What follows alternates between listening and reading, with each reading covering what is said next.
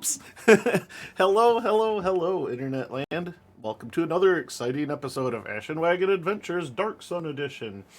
Last time we left off our heroes, we were in the Temple of Elemental Evil, and we had just solved the trial of the water. Well, the water trial, I should say.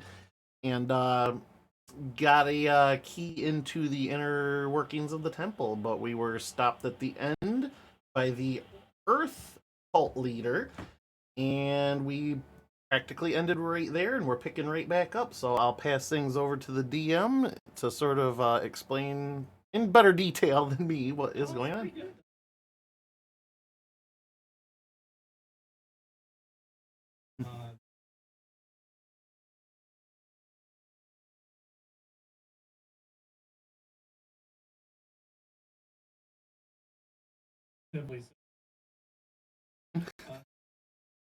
Fifth graders.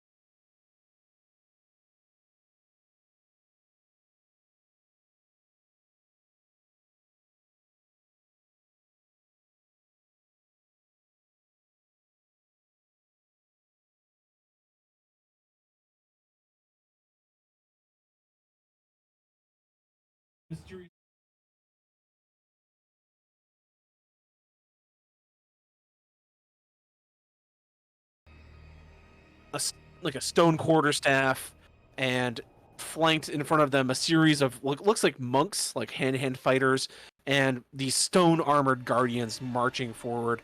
And holding aloft in his hand, he has a green glowing orb. He has the key to the Earth Temple, or the Earth Key. So as he marches down the stairs, like a tense silence kind of falls over the room, and he says, "I have fulfilled my end of the bargain, Calyx. I have retrieved the key. I see you have gotten yourself captured. I thought you were truly a man of vision, but apparently you are just a man of weakness." And Calyx kind of looks to the rest of you and shrugs. He says, "I only did what was necessary to survive. I have made a deal with our friends here, and I think the betterment of Athos is more important than my personal ambitions." As the rest of you kind of look around the room, a tense sort of unease kind of goes across. You see the fire cultists not moving toward anything, not pulling any weapons, but like their hands kind of drifting toward whatever weapons they have. You see Calyx's former cultist of the eye down here on the right, or excuse me, on the left, kind of also tensely handing up, like putting their hands near the weapons, not quite sure what sort of thing is going to happen next. As the guards kind of fan forward, and just pretend that not Calyx, but Marlos is riding this bullet as it just kind of steps forward toward the ziggurat. John, how about a refresher for everyone and the audience as to what the heck are we doing here in the Temple of Elemental Evil?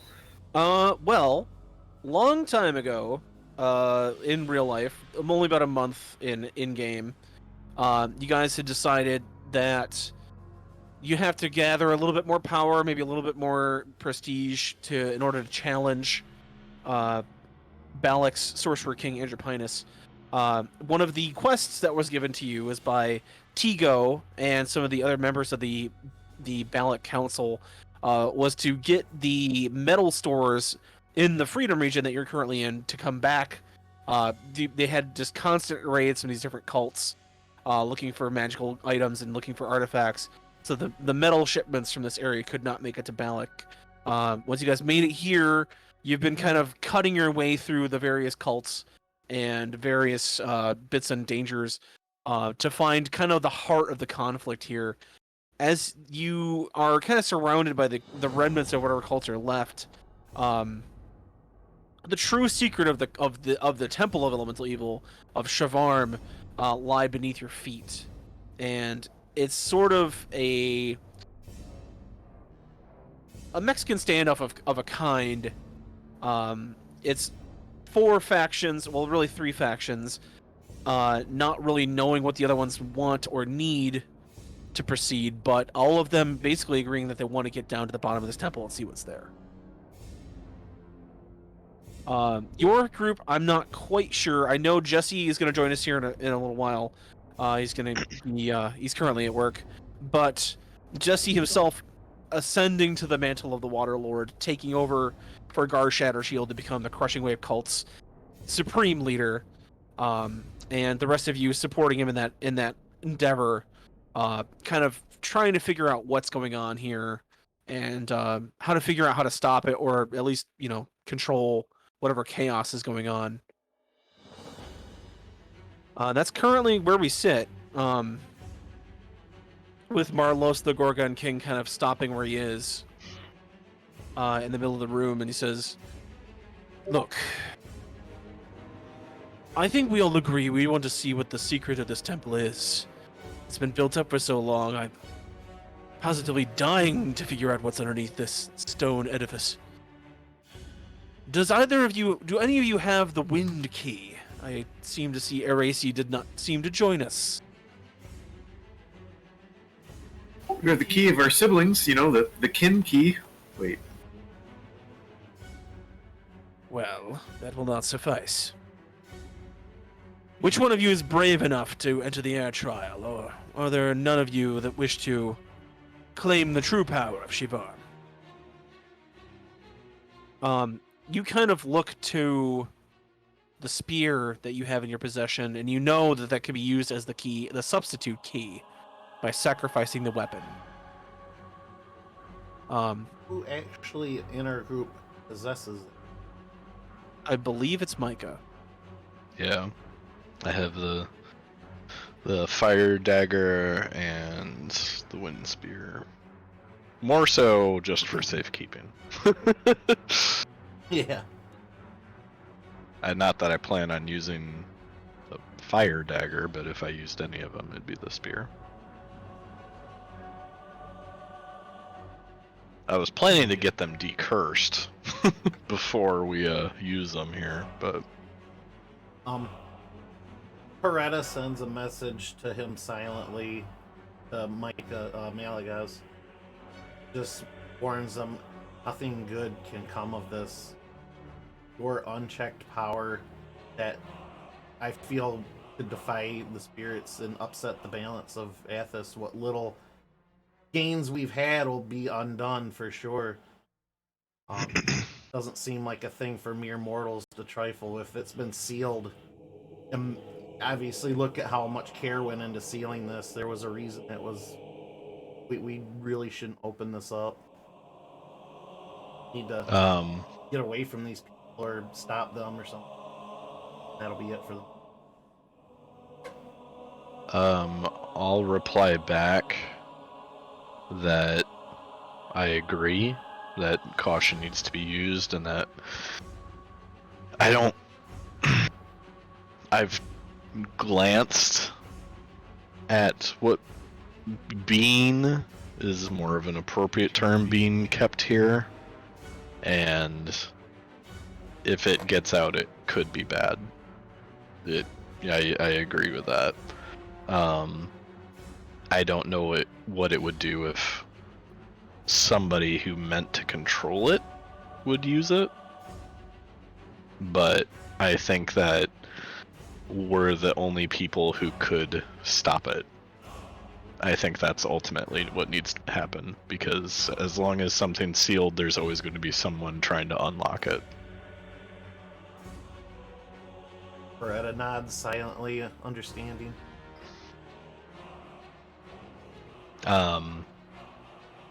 I guess I'll kind of look at Kiliani and see if he wants to cooperate. I mean, I don't really want to, like, give up what we worked so hard to get. I'd rather just do the wind trial personally, but... You see Kiliani he has drown in his hands. He's kind of holding it aloft. Not like menacingly, but like holding it in one hand, kind of surveying. And you hear him say, "We already provided our end of the bargain. It's not our fault that the Wind Tribe is not able to make it here. They should have been stronger. I feel as though if we're going to overtake the Wind Trial, we should work together. And he'd send a delegate."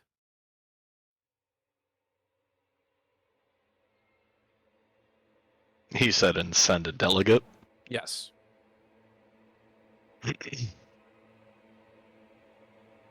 Is he saying that to the whole room? Yeah, he says it to the whole room. Okay. I guess I'll kind of just wait to see if anybody responds before I say anything. Jesse's gonna make a persuasion check. Do you want to split our parties? We have plenty of people here that could accompany. And he kind of nods at you see him sort of insinuate that you have followers. Like he could get I believe some of your followers are actually outside or inside the building, aren't they? I don't remember bringing anybody in with us. I thought it was just a core party. I know... Huh. I don't think Jesse ever said he brought anybody in. No, I think they went back to the Siegebreaker. I think Okay. everybody's there. Or at Jesse most they're says, guarding "I the could-" front doors. Jesse says, "I could arrange for one of my followers to accompany some of your people to attempt the trial."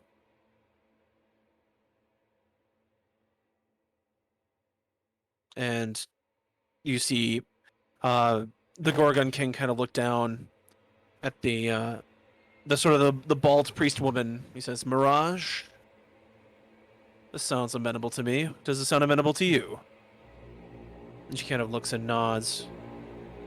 "I feel as though I am prepared for anything that may happen." The Mirage steps forward. She looks to the Cult of the Fire. "What say you, keepers of the flame?"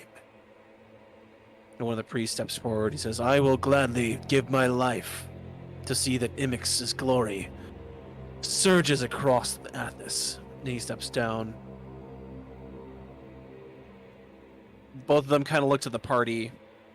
Calyx looks to his followers and says, "Men, if we are going to find the glory of Shavarm, sacrifices must be made. I ask any volunteer," and if 2 people step forward, it says, "We will give our lives for the Great Eye to see its glory open across Athos." And they all kind of look to the party. Jesse kind of steps forward and says, well, he turns to the rest of the group and he says, "I feel as though Jarek would be a good pick for this task. Does anyone else have any ideas?"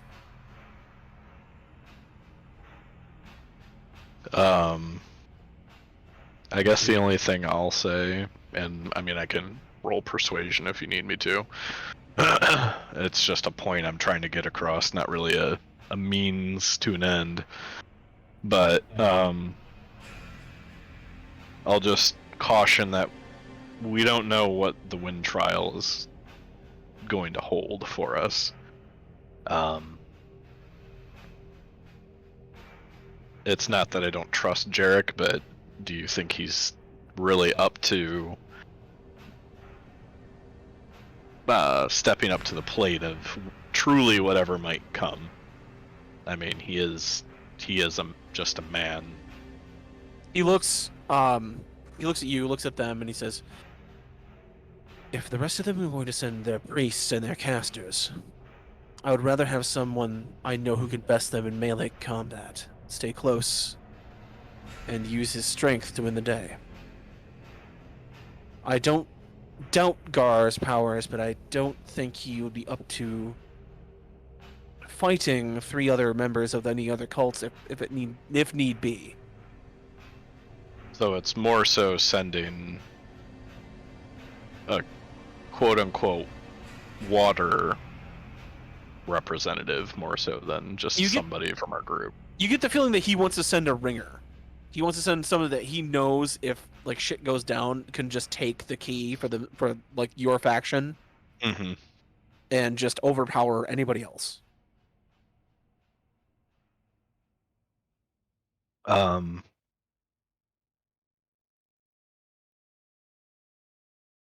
I'll say I agree to this as long as I can have a word with Jarek before he goes. I'll say call it a plan B. Okay. Giuliani nods, and he says, "Give us a moment. I must summon my lieutenant. He is my champion, and will go with you to the winds trial." With that, Jesse kind of walks out and down.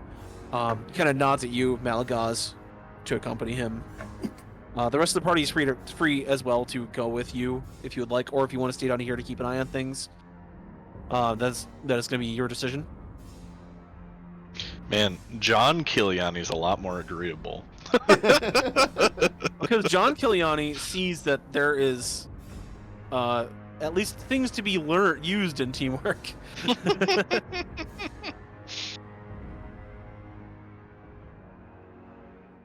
I'll pal along too. Okay. As you walk by, you get like sort of a glance from everyone, but the Gorgon King is still wearing his veiled helmet. You can see the snakes writhing underneath.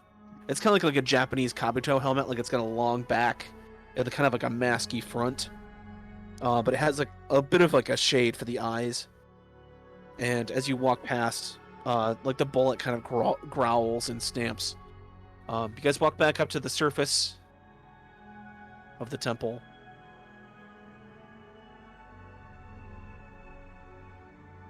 And can kind of walk back to the front door if you'd like to summon from across that field. Actually, here, let me get to the... But yeah, I guess I would have to go anyways. Yeah. Because the gargoyles. Yeah.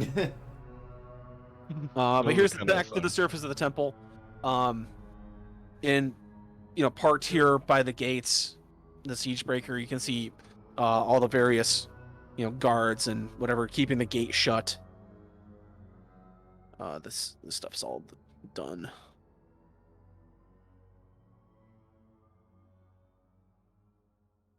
So, but yeah. As Jesse kind of like walks across the field with you and the skull, the gargoyles keeping their perches. You walk to the gates, and Jarek walks up. He's got a bit of Varaka's armor, her axe, and his weapon. He says, "Is everything okay?" So it seems you're being summoned. Jarek, I need you to perform a service for me. There is a key within this temple that requires our, let's say, teamwork with our foes. I trust no one else with this task. I know you are mighty enough to defend yourself and defend the honor of the Crushing Wave cult if it comes to it. And Jarek nods and says, "Anything for you, Waterlord." Open the gates, slides through. You see Krogar, the Ogar, second in command, kind of like looming behind him. He turns and says, "Maintain the guard. Let no one in. And if anyone other than us exits, show them what the ballista can do." And Krogar nods and says, "Yes, good luck." And Jarek strides with you across the field back to the door of the temple. On the way back, I'll kind of explain the situation, or the plan, rather, Mm-hmm. before we get back inside. I'll just basically explain that I'm going to keep an eye on things, basically just to make sure if things go sideways that he's doing okay. Okay. And should the need arise, we can react appropriately. Oh, there's my. I was like, where did the character sheet go? Basically, I'm just gonna form a mind link with him. Okay. So as long as we're on the same plane of existence, we can see through each other's eyes and thoughts and share images and all that. So Okay. basically, we're of one mind for an hour. Okay. As you guys stride back into the basement, like the large ziggurat area, Jarek, walking beside Kiliani, stops beside all the other followers. And he says, "I am Jarek, champion of the cult's army. I will take this task in hand in the place of my master. Just know the name."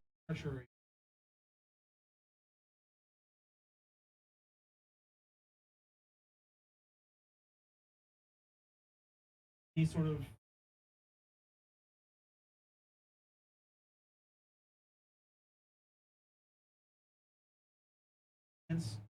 let's continue.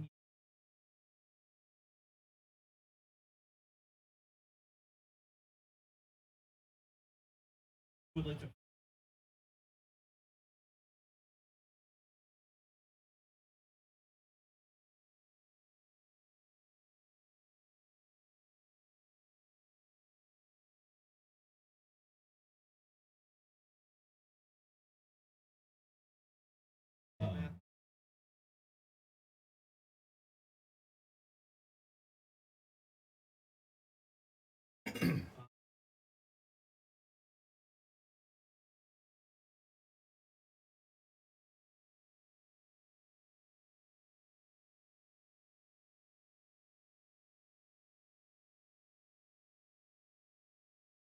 Just going to get the key though.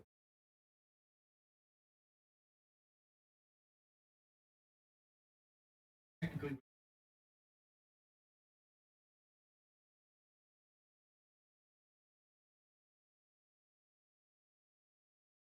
Here, everyone split up in their own.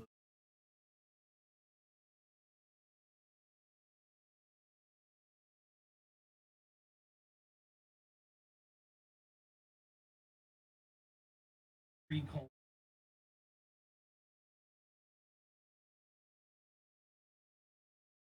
The Gorgon King is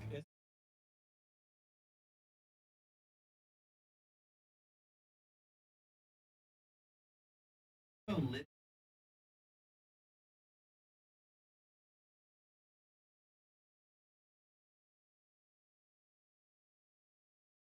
Not like good enough to.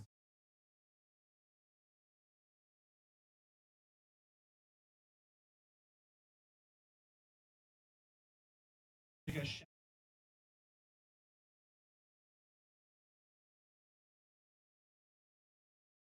how high even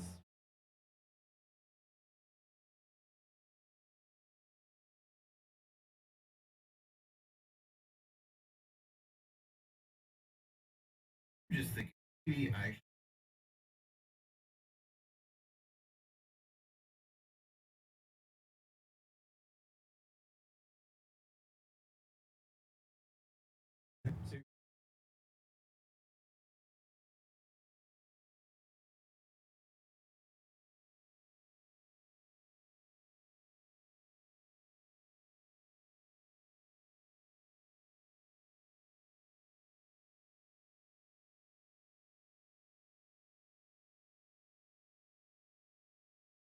Is it kind of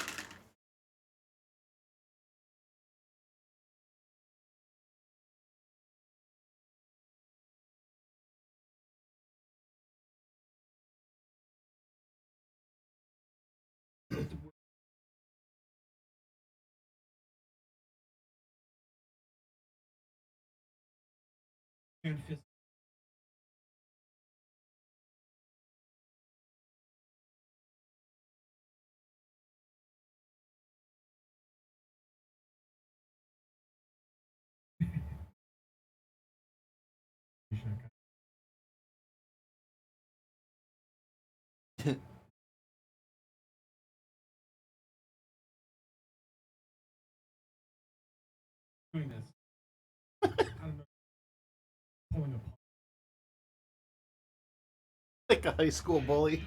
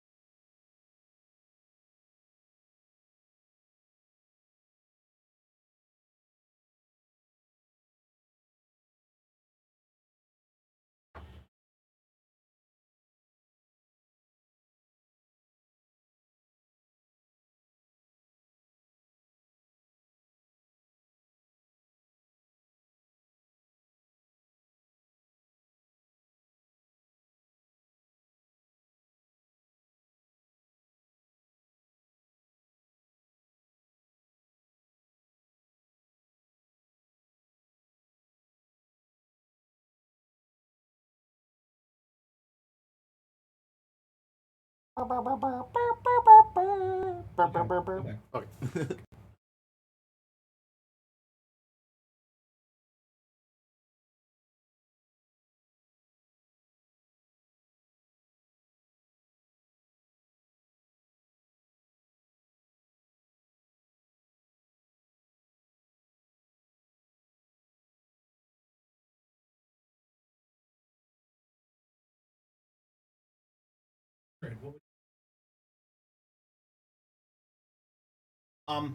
I rolled 13 plus 7 to kind of stealthily, out of sight, out of mind, make sure nobody can see me, flip off into the darkness or whatever. And I'd like to transform into a small insect or something. And I would like to attempt to get onto Ragnar.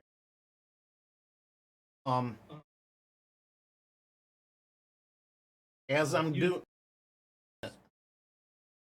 Okay, perfect. That'll work great. As I'm doing it, I'll send a message to Ragnar. Don't swat the spider. I'm coming with.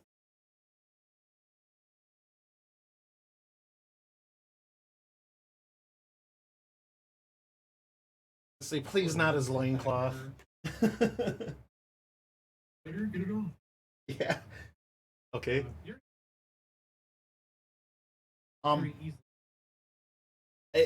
This might come into play later, maybe not so much now, but I still do have those boots of silence on too. That matters later. It may or may not, but worth the mentioning. Mel, what are you doing?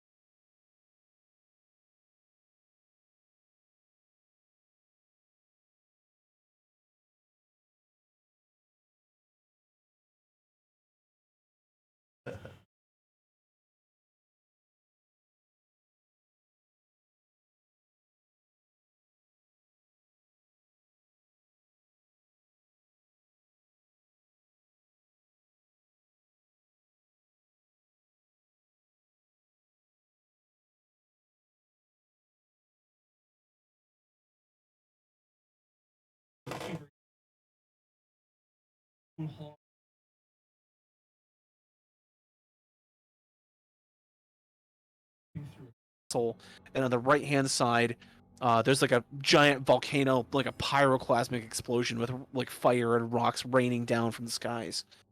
You guys take the path toward the air temple trial, and instead of a flowing bit of water, you guys that see it's a vast yawning portal, just an open chasm into the bare earth below, just a black, dark hole.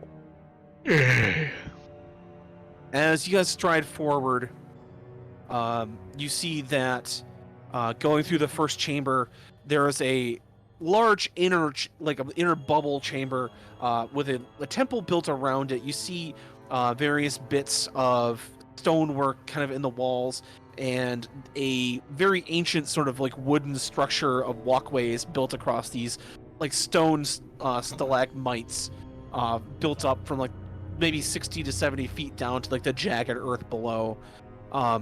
You also see that some of these natural pockets have like a upward draft of air, so there's almost a constant flow of air in this chamber.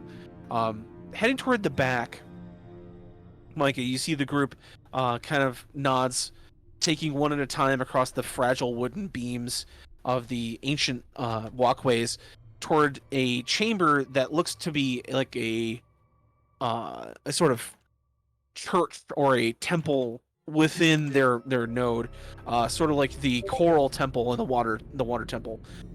As the party steps through, excuse me, Ragnar, you now kind of get to this point with the walkways.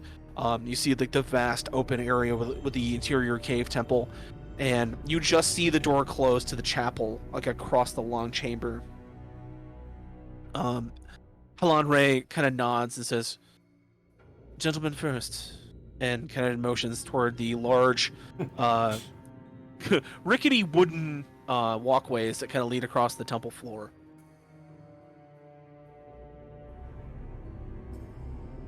We'll send the dude that might destroy the bridge crossing it first.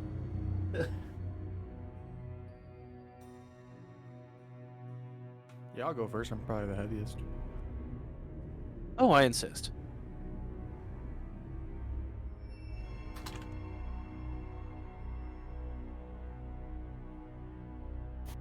I should have given Rocknar a spider cake before he left. Oh well.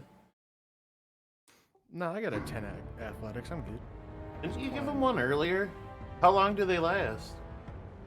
10 minutes. 10 minutes, yeah. Oh, okay, never mind. So are you gonna? You guys are both kind of standing awkwardly at the front of this bridge.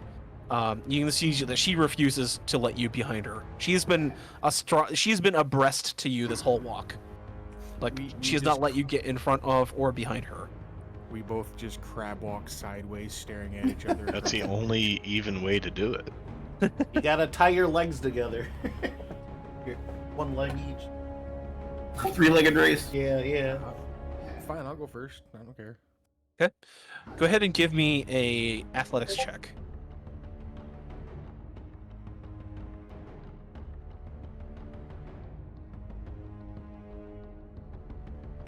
Dirty 20. There are a few loose boards here. The time has just worn away. The wind and the earth, kind of generally sanding down some of these boards. But you're able to skip through pretty easily with that 20. As you look behind you and you turn around, she's already halfway across the bridge, very easily making her way across. You do see at one point that when she steps, one of the boards does snap, and she's able to take her hands on the two ropes that like make the walkway and kind of hold herself aloft and step a little bit farther and then make her way across. She turns and says, "That was very graceful of you. You're very, very light-footed for a half-giant." You take that back. Comes from years of walking without rhythm. She kind of chuckles. "You know those sandworms are like stories that children tell, right?" Well, I've never seen one, so my method works. She laughs, and as you guys kind of turn, Micah, your perception goes into the chapel. You can see that the chapel is like a natural wind tunnel. Actually, I might have a picture of this chamber. Give me one moment. I made it a long time ago.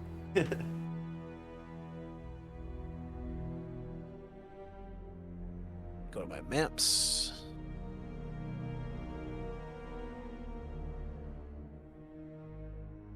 Do you save all the maps you make, or do you overwrite? Oh, I it or do. something? I do. Okay. pretty awesome. He's got hard drives of them. Hard drives! Yeah. I'll use this one. This is pretty close.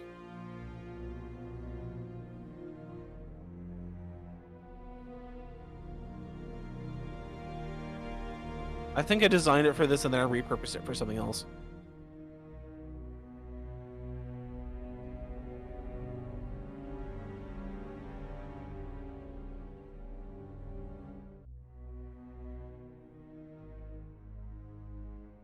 Hold up.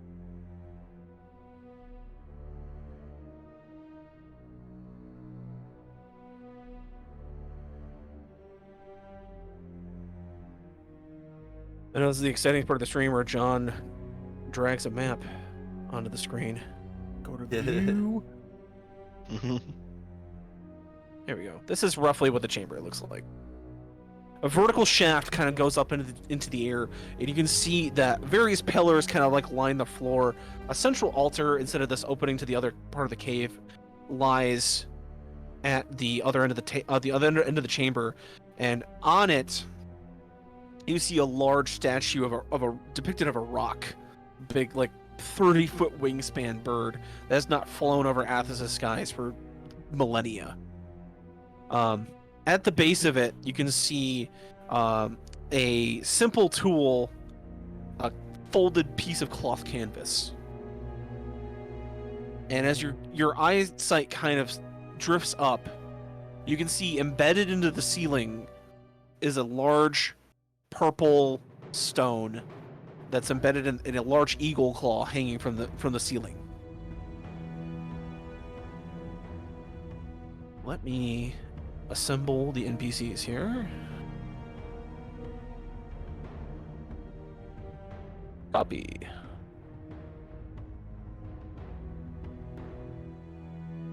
Paste. There we go. As everyone is assembled here in the temple. You see Mirage step forward and cross this plank to the central sort of pillar, looking straight up at the eagle's claw. She says, "Seems simple enough. Seems like one of us needs to climb up and grasp that from the claw." The two cultists look around and they say, "We don't see any place to climb. All of the pillars are too far away. We could jump to one or two of them, but they're too far." The fire cultist steps forward and says, "Well, I could provide a bit more light." And you see him cast dancing lights to sort of illuminate the chamber. Micah, through the eyes of Jarek, you see that the walls are very smooth because there appears to be a small updraft of air coming from the bottom of the chamber, which you still can't see the bottom of, even illuminated. This chamber appears to just reach hundreds of feet down into the earth. At this point, I'll say you, Ragnar, and your follower kind of in the shadows here to the entrance. Halanre looks and says, let's let Mirage take care of this. I won't interrupt her."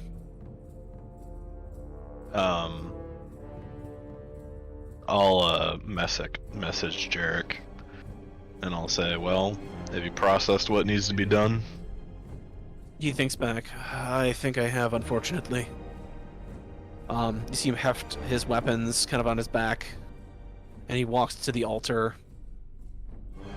He picks up the cloth, and you see he folds it out. It's about a 5-foot in diameter circle with 2 handles at each end. And he kind of slumps his shoulders, and you hear him think, "God damn it." He gestures up, and "I believe one of us must use this to float upon the currents to reach the orb above. Arisi could have flown to grab it herself, but it appears that she's not here." He steps back. You see nobody really volunteer to go first. Mirage is thinking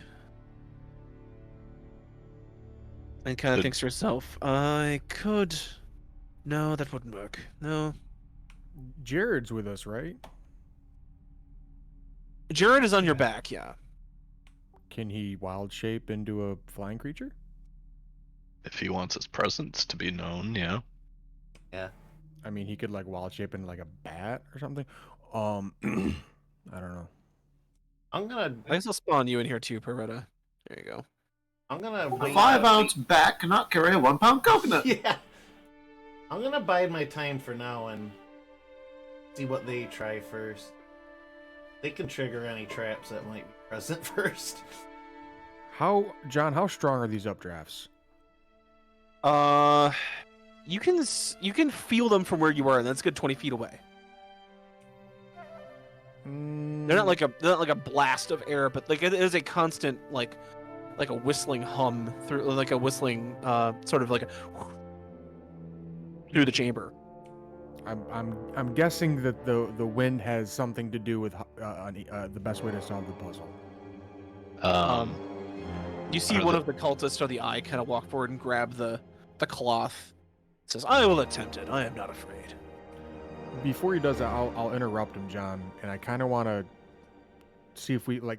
My idea is tie a rope to whoever's doing that to kind of help steer them. As you do that, Helen Ray is going to step back, and you see her meld into the shadows. As you kind of step forward, everyone kind of turns, and you hear Mirage say, "This was not part of the deal."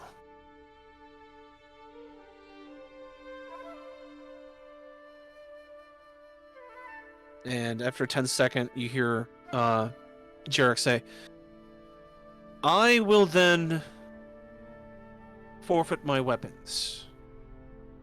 You see him take his axe and Varaka's axe off his back, and he hands them to Mirage. Says, "If he tries anything, you have my weapons and I'll stand here." Mirage kind of looks and nods and says, "This is amenable." "Well, half-giant, what is your idea?"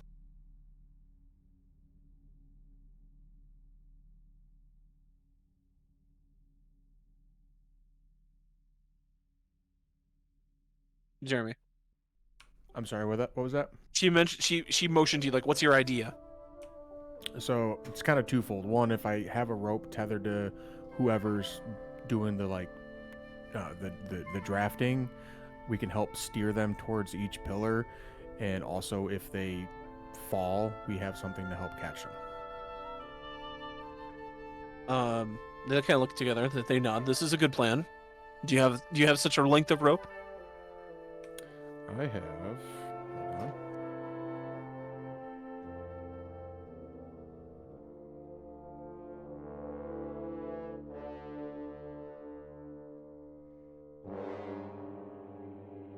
Also, as you look and notice, each of these pillars is a little bit risen from the ground floor. So this one is 10 feet. Let me get a bigger size here. I have an explorer's pack and an additional 50-foot length of rope, so it's 100 feet total. 20 feet. 30 feet. And 40 feet. And then poised at the top, like right above here, 50 feet up, is the purple jewel.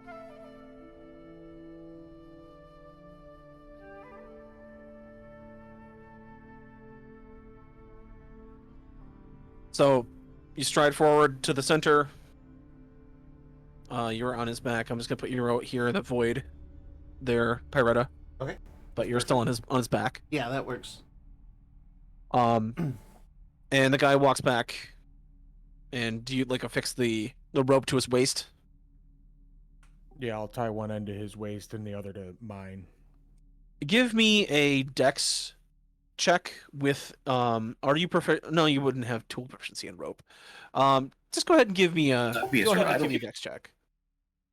Or yeah, it would be survival, tying knots. That would be, yeah. So yeah, give me a survival test. Good call, Boy Scout. 18. 18.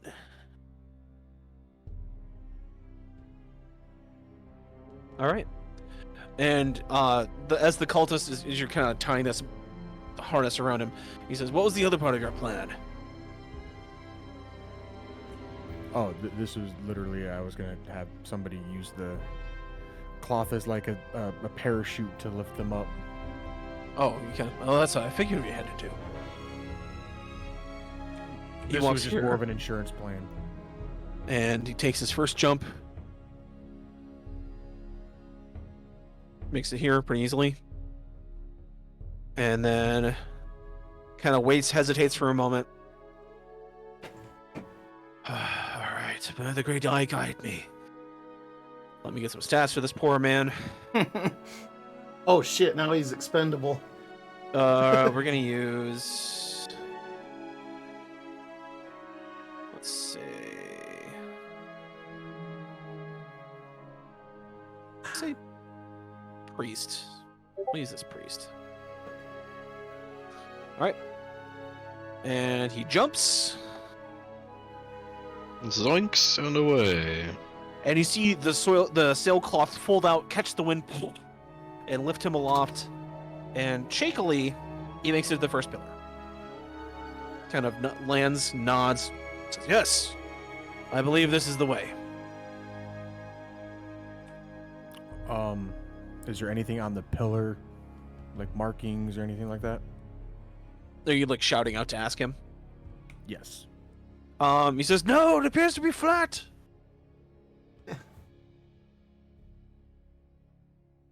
Keep in mind this was a room for another encounter, so not a lot of these decorations are like a 1-for-1 depiction. You're breaking my immersion. I am breaking your version. I'm just wondering if there's like a specific order we have to do something to these pillars with. You would probably assume that you could possibly try to jump across from like the 10-foot to the 30-foot pillar, but the safest route is gonna be taking the 10-foot increments. Right. No, I figured he kind of would just go like counterclockwise around the room. Okay. All right. He looks at you. So I'm going to attempt the second jump. Be ready with the rope. And he rolls. I'll have both my hands on it ready. And surprisingly, he makes this one. You see him flutter in the air for a bit. He is not very naturally dexterous, but he is able to find enough dexterity to at least make it to the second pillar. He lands a little bit hard. He kind of lands on his knees, picks himself up, and you see him kind of like shakily get up and wave. He kind of teeters at the edge. Whoa, whoa! And steps back and steps to the edge and gauges this next one. And he says, "This next jump is a bit far. I don't know if I'll make this one. Be ready with the rope." You hear the fire cultist say, "That fool is going to fall to his death."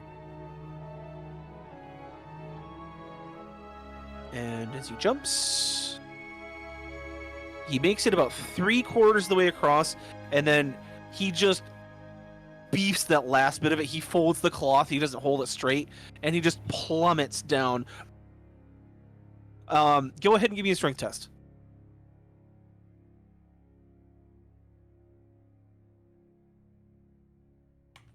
18. As you yank him up, he is going to take a D10 of damage. He takes 9 points of damage as the rope slams into his midsection. You can hear the as the air gets knocked out of his frame, but he kind of slides against the side of the rock, and you pull him up onto the central pillar. He just like rubs his ribs, and he kind of puts the sailcloth down. And he just says, I can't make that jump. It's too far."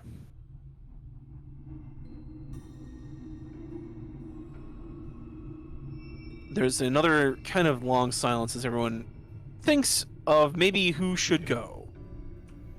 I have an idea. It's a little convoluted, though. As most Rocknar plans are. Correct. But it's a seed of an idea that we can build off of, Micah. Don't stifle my creativity. I don't stifle it, I'm just asking to pause it. Well, I'll let you continue until... I'll let you continue for now.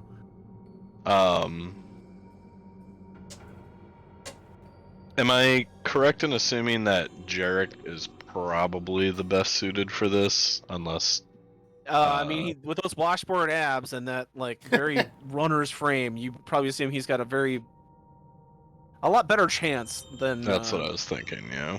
a lot of the other people here. What I'm Mirage is thinking, like thin and slim, but she's not like built. yeah.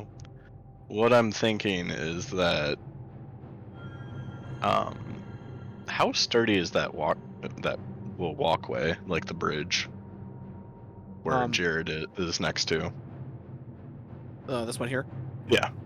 Sorry, I guess I could ping. It's a bit of it's kind of drooping, but not like it's not rickety. You can tell that this chamber is maybe a little bit more well made because it's like the main temple. Mm-hmm. So I would say it could take a bit of force, but like not like a person full force landing on it. That would probably severely damage it. Gotcha. Okay. I'm trying to think of a way that like Jarek could go from basically repeat what just happened, up counterclockwise, but when he gets to here, kind of like slingshot him, kind of like a pendulum, like a wrecking ball underneath, and use that momentum from the rope of somebody on the bridge and send him up in this direction. Okay. Like basically use the momentum, and then as he's going up, catch the wind and basically spring the cloth open again to catch the wind current going back up. Give me an That's insight fair. test. Okay.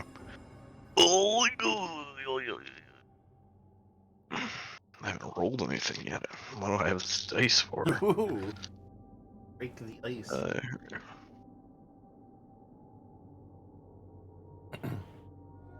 Because basically my thought process is all these trials require some sort of faith in the element, and I think that might be along those lines.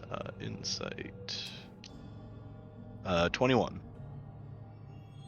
You think that maybe providing extra gust of wind of some kind, like somehow, would definitely help. Now this. I don't know if you think this 50 feet is like above you. That's where the jewel is. So they can't really like use the bridge as like a pendulum, because it would be 20 feet below them. So they would be They kind of sail above it. But if somebody were to stand on the bridge and do something, maybe that would help them, that, could maybe enhance the check a bit. Pus Roda at them, Jeremy, when they fly over. What's the? So I don't think really anybody here has any wind-esque capabilities. What does the spear do again? Like, what was its power? Well, the spear is also not there either. Okay, but what was it though? Did it have any special abilities that, like, I don't know, could have been used here? Chain lightning, the last I knew. Wind Vein.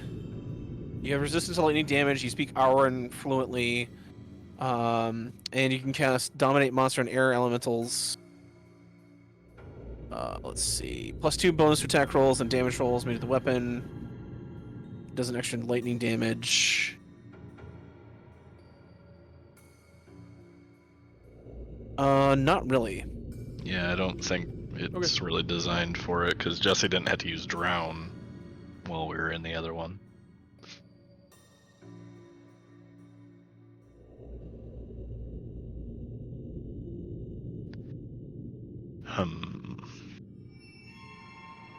Let me see if I can kind of just crudely draw what I'm thinking here. Gonna be a penis. I know it's gonna be a penis. We just gotta rise up, you know what I mean? If only we could get them more erect. Okay. So here's do you see that in the corner? Yes. Okay. So that's the 20-foot pillar. I'll just call it that. Yep. So he would jump off, basically, and just plummet. Here's the bridge. Okay. Somebody with the rope here. Oh, I get what you're talking about. Okay. And they swing underneath and use that momentum, and then when he hits the peak of it, he goes up let to let the go 30. of the rope and then Yes. go. Okay. All right. Kind of slingshotting him up there, or a swing set jump. Yeah. And then Okay. when he thinks he's at his peak, I mean, I trust Jarek enough, or I can tell him, I guess, he'll let loose the cape, or, well, not let loose, but straighten it. Let go. Fall to your Yeah. death. Deploy it. Yeah, deploy it, there you go. Yeah. Yep, to kind of just finish cresting, Okay. if No, that makes sense. that would definitely work. You reason that you would have to have somebody who could possibly, because the danger is if he slingshot across that bridge, it might topple whoever's on the bridge off. So that's gonna be a bit of a danger because it might sway it left and right a bit while he's underneath it, using that as like a fulcrum. Mm-hmm. So that would be part of the danger. But like if that person, I'll say, does a athletics check, I will not only reduce the DC to get up to the 30-foot pillar, I would also give that check advantage. I do have a question though. I don't know how to erase this. It's immortalized on the map now. That's okay. Have we determined that we need to get up to the 50-foot pillar? Like, is that for sure our The goal? 50 or- foot is not a pillar. It's like embedded in the ceiling. That's where. He's just saying that's how high up that gem is. Yeah, you had to jump up and grasp the eagle's claw, grab it out, and then you can float down with the. Oh, okay. Yeah. I was just making sure like we're going after the right objective. As you kind of go through that plan, Jarek audibly swallows and he says, "I am willing to try it, but Rocknar is gonna be the one holding the rope. That's all I'm saying." That is all according to plan. I have a possible amendment to this plan. Okay. That's Do you know what implying that it's broken. No. It could be modified. Do you know what a hammer throw is? That's where you spin around and then let something go. Yeah, except for not letting it go. What if I just like spin Jarek around, and as he increases in speed, he'll theoretically get elevation? Just a thought. The shit I had to play through in my brain for this game. Okay, so you're gonna hold the dude with this big parasail cloth. He's gonna hold it aloft, and then are you gonna toss him, or are you gonna like just spin him so hard that he gets lift? I'm going to spin him so hard he gets lift. Are you okay? So how are you gonna secure the rope to him? Are you gonna like do it to his feet, or are you gonna like do it around the waist still? Do it around the waist. Okay. Okay. I mean, I get it. All right, I will definitely say when he put drifts that on over screen. the edge to catch the wind, I would somewhat allow this because that it is like, if you're just in the middle of a field and you tie a dude to a rope and you fucking just like have a spin, he'll like get lifted off the ground like horizontally, but I don't think he'll like drift into the air. Well, that's what I'm thinking. It would be combined with like the upward draft of the Yes. cavern. Jarek says, "I'm willing to try both, but I feel like the first plan is gonna be less dangerous." But that's no fun. I will do the first one for then, or Okay. for now. Jeremy would have to do a Constitution save to keep from getting dizzy. He would. You would. I'm great at those. And hope that you let him go at the I have right a time. dancer's body. I don't get dizzy. Okay. So Jarek gets over. Let me get his stats up. His stats are up way better than the other guy's stats.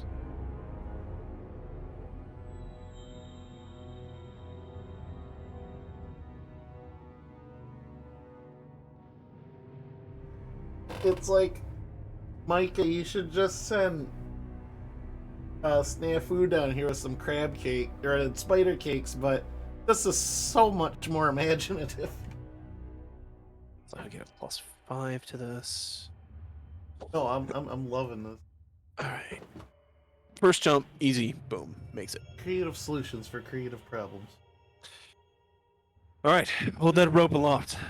I'm gonna take the first jump.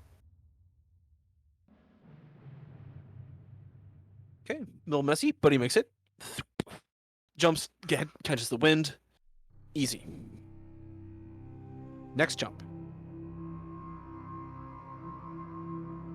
Runs, takes the air, and catches the wind. You see him tuck his feet just right. He kind of compresses his body, does like an aerial crunch while holding the sailcloth, and feet catch, runs, stops just in time on the edge, makes it to the second pillar. He says, "Okay, Rocknar, putting myself in your hands. I'm ready when you are." All right, let's do this. All right. So, per Micah's plan, he is going to not deploy the sailcloth first. He's going to jump and aim under the bridge. This is going to take I'm going to say 1 athletics check from you, Rockner, to make sure that he's going to be going under the bridge safely, and then another one to launch him. All right? I'll also tell Jarek, you need to dive, Yeah, not just jump off. Yeah, he's like, yes. Okay. All right. Jarek is going to dive. First athletics check. 19. Okay. That is enough to get him under the bridge, and he soars, passes underneath you. Give me a dex save. Ooh, 7. You make this next roll with disadvantage as you stumble, and as the bridge like wobbles uncontrollably. You're gonna launch him up. Give me this next athletics check with disadvantage. 18. Oh, good one. Okay. So the DC got reduced, and he gets advantage. And scrambling to the edge as he just deploys the sailcloth about 5 feet from the edge, this last-minute upward draft of air shoots him up, and he climbs onto the 30-foot pillar.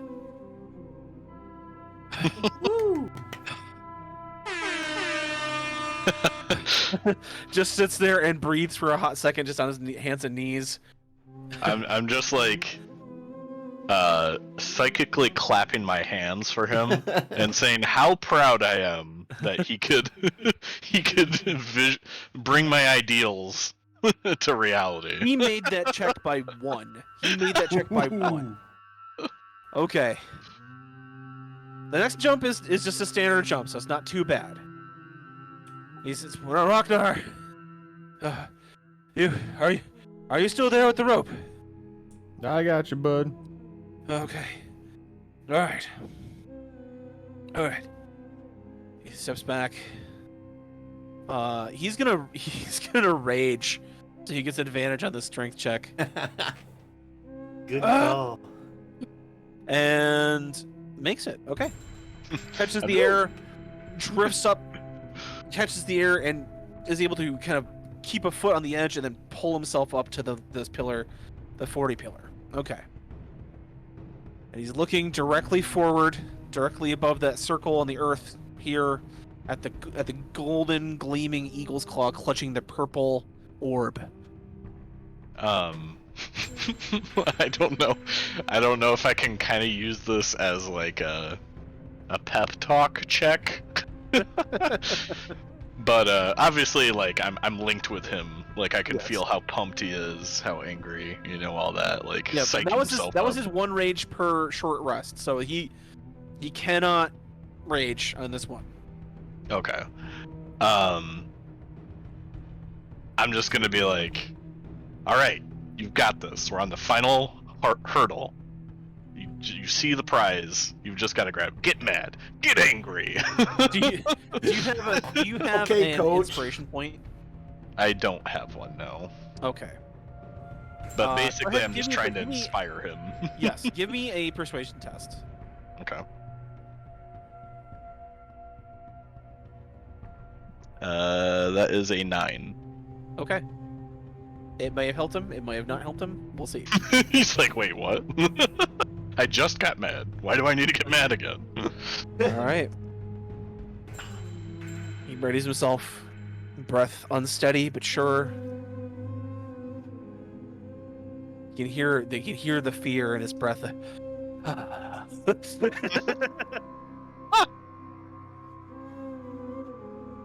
As he flies up into the air, gets halfway, and then plummets like a duck. Oh. Rockner, give me a strength test. 20.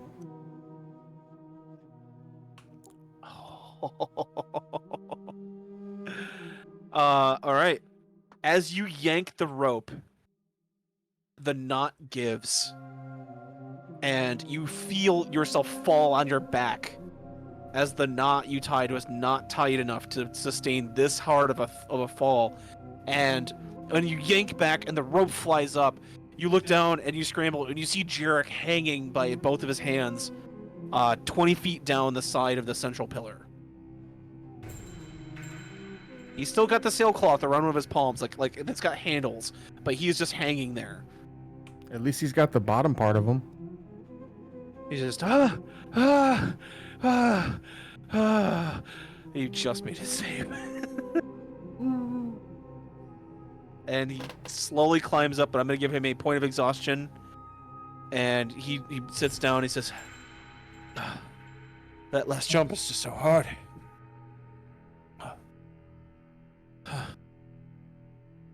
And he's sitting, and like he could do it again, but he's gonna have disadvantage on all those checks. I'm assuming it was a dexterity check for each. It is a dex check for each. Ooh. At this point, I'll still applaud Jarek, and I'll say it was a valiant effort. I don't think anybody else could have gotten that far doing it physically. Your survival test, Jeremy, was the DC I rolled against every time that like somebody took that fall. So it had a DC 18. It was a decently tough knot, but I rolled a nat 20 Yeah. on that roll for like to test the strength of the knot, and just it was not enough. So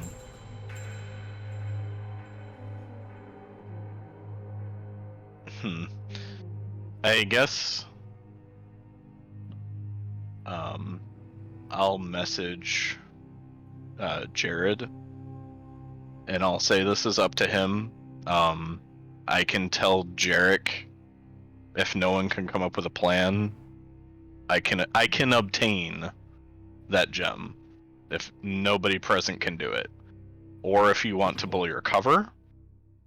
Well, I guess if you want to maintain your cover and none of these guys can do it, I can go down there and do it. But I just need to know if you want to remain in cover or not. I'll whisper back, send Snafu.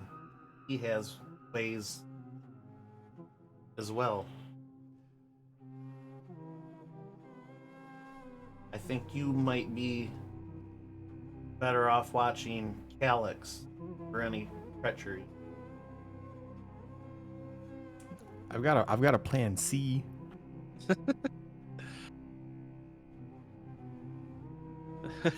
I'm all right. I mean, if you want to say your plan C, Yeah, How for- difficult would it be to get the ballista down here? Oh my god. Okay, no. It's Well, literally you- easier to send a person. you'd have to get it across a rickety rope bridge to even get it into the room.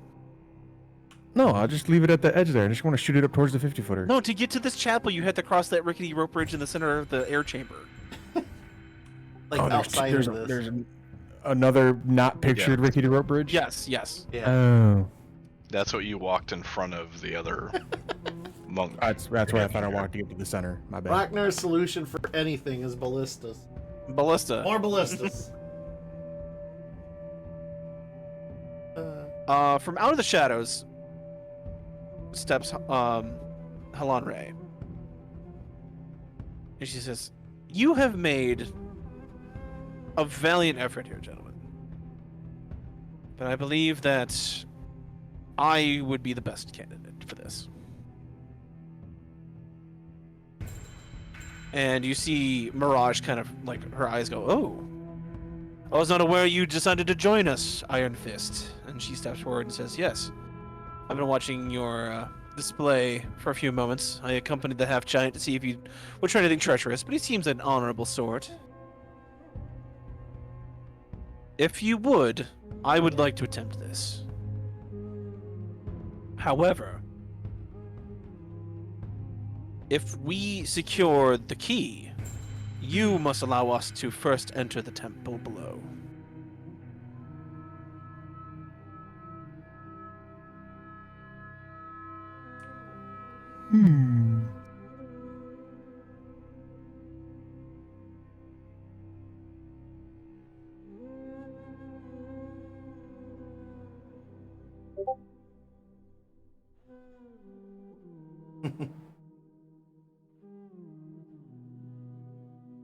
Silence. Just dead silence. Jarrett kind of looks up and he says, "I can't attempt this again. I'd be willing to let them go first. Who knows what's down there?" I mean, The other two cult members kind of back up, like, we're not ready for this.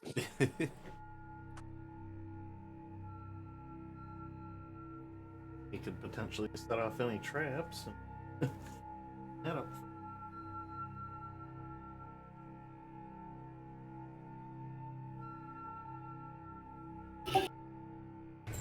This is a Rocknar decision, unless anybody else wants to go down and make this decision for him, or interrupt. So Jeremy, it is your decision.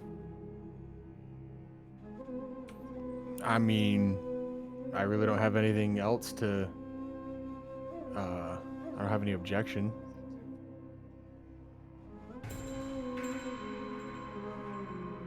Yeah. Let her do it. Fine. Thank you. She steps and she takes the rope, ties it herself. Okay, not bad. Looks Can like I a do decently a snug survival knot. check to double check it, John? Sure. Double knotted. 14. Pretty secure. About the same DC that you would have had. Okay. So, steps to the first. Makes her first jump. Very easily. Alright, second jump. Just strides to the top. Almost does like a parkour flip. Tells she's kind of showing off a little. First real jump.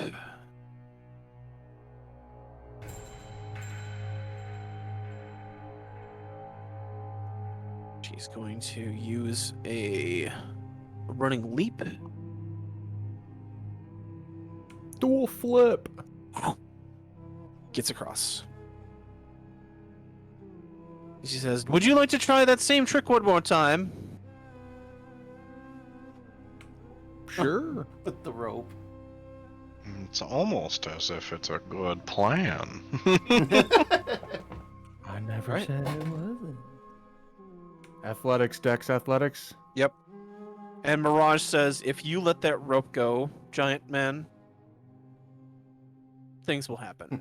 I will haunt your ass.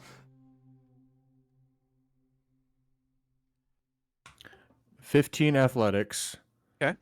A 16 Dex. You catch, the bridge wobbles, but you manage to keep your feet this time. Go ahead and give me that last athletics chest. 23. DC was 18. I eat that bitch to the ceiling. She just she tucks her legs and is holding the rope with both hands like she's like swinging. Then she dives, lets go, pulls the sailcloth from like kind of underneath her armpits, like she's like held on an arm, holds it aloft, and then just lands effortlessly. Very good job, my friend. Makes the next jump. And the final jump.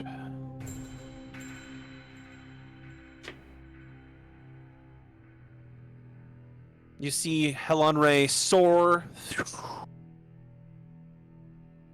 and actually lets go as she kind of tucks. She does like a swing with her legs and gets an additional bit of lift from this flip and grasps the eagle claw with both hands, and the sailcloth kind of flutters down. She reaches down, grabs it with her one hand, kind of tucks it around her neck, kind of like a little neckerchief. Works her way down, thunk, pulls out the softball-sized purple gem. Mirage, catch. Mirage moves in the middle, throws it down, catches it with a smack, and then using the sailcloth drifts down to the middle.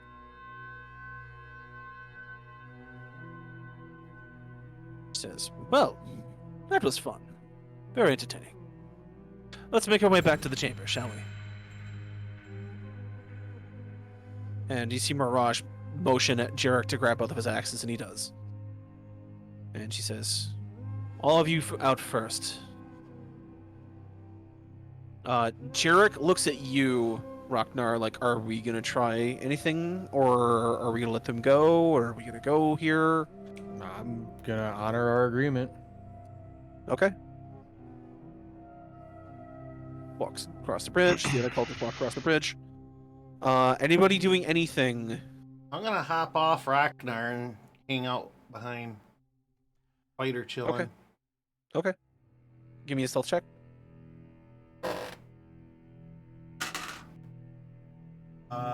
19. Okay.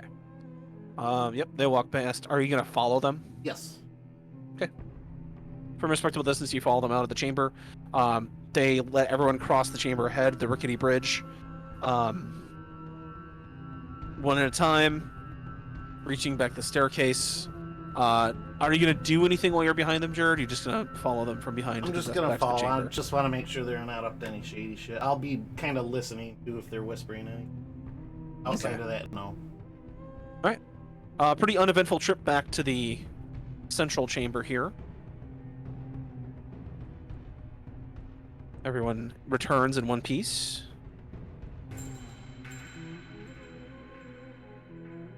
Holding aloft the purple gem, you see the Gorgon King, Marlowe's kind of nod. He says, "Yes, I knew my subordinates were up to the task." Question: did I learn anything? Yes. Shopping around. Go ahead and give me a perception with advantage.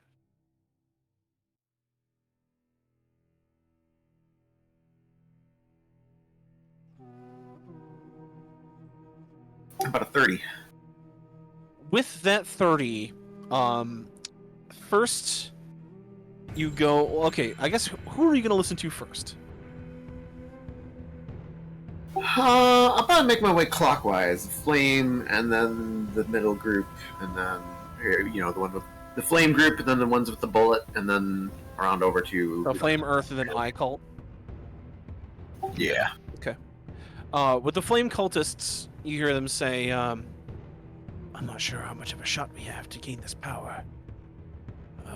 Then they say, "Yes, with our leader gone, we're pretty much the only ones left.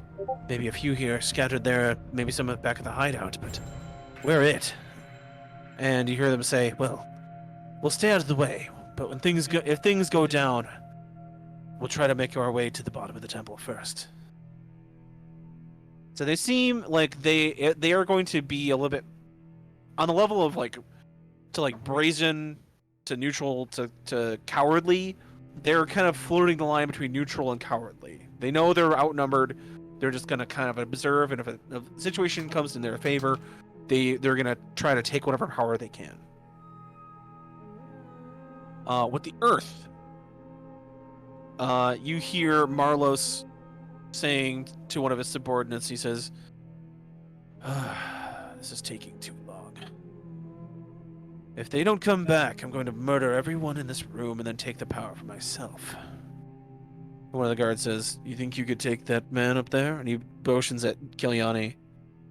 And he says, "A statue will make a good addition to our dining hall, don't you think?" And the man kind of chuckles. He's like, "Oh, I think he'd go better in the...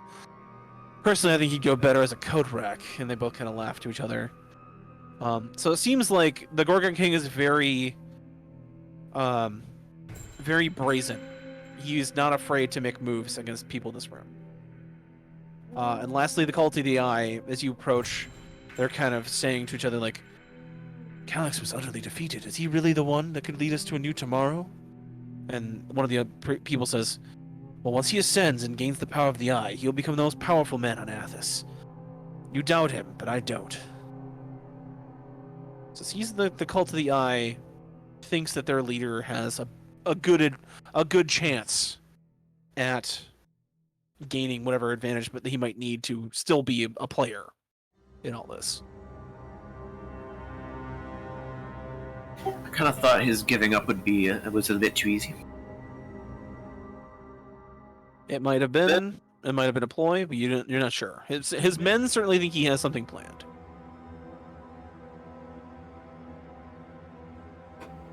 As you make your way back, the entourage steps in, and with the jewel aloft, everyone kind of goes back to their neutral areas here.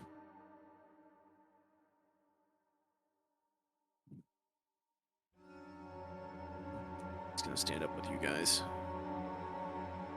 and says, "Well, we fulfilled our end of the bargain." And Helen Ray holds the jewel, and she says, "Master, shall I put the jewel in its holder?" And he nods and says, "Yes, let's get on with this already." And has his bullet weight here, kind of up top. He pats it on the head and says, "Don't worry, I'll be back soon. And this time I'll have the powers of a god." Then he walks forward with Helen Ray, Mirage behind a few of their bodyguards. The bodyguards kind of say, "Make way." Jesse kind of steps back with Calyx, but he still has Drown pointed at his neck. Jarek steps back. Malagaz, Snafu, what are you guys gonna do? I'm already kind of stepped to the side, aren't I? Yeah. Okay. Yeah, I'm just gonna stay to the side and watch how this plays out. Where is the opening likely to be at? You're not sure.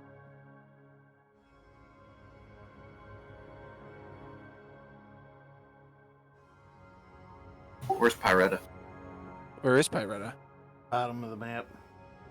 I'm still Is in that spider is that where you're form. staying? I'm sorry? Is that where you're staying? Yeah, I'm assuming in my little spider form I'm not able to really get all the way up there while this is all happening. Besides, I'm not really making an effort. I'd like to kind of watch from afar. Okay. I guess I'll prep an action, in case the Gorgon King tries anything. Okay. As the entourage sort of makes their way on here. Let's go step there.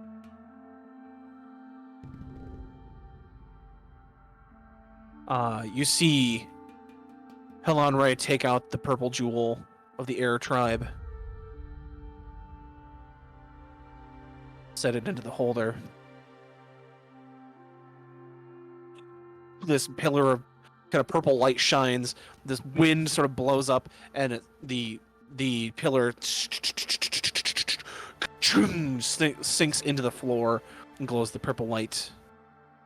And then, holding the green jewel, the Gorgon King says, "All right, I shall now complete this silly game we have been forced to play."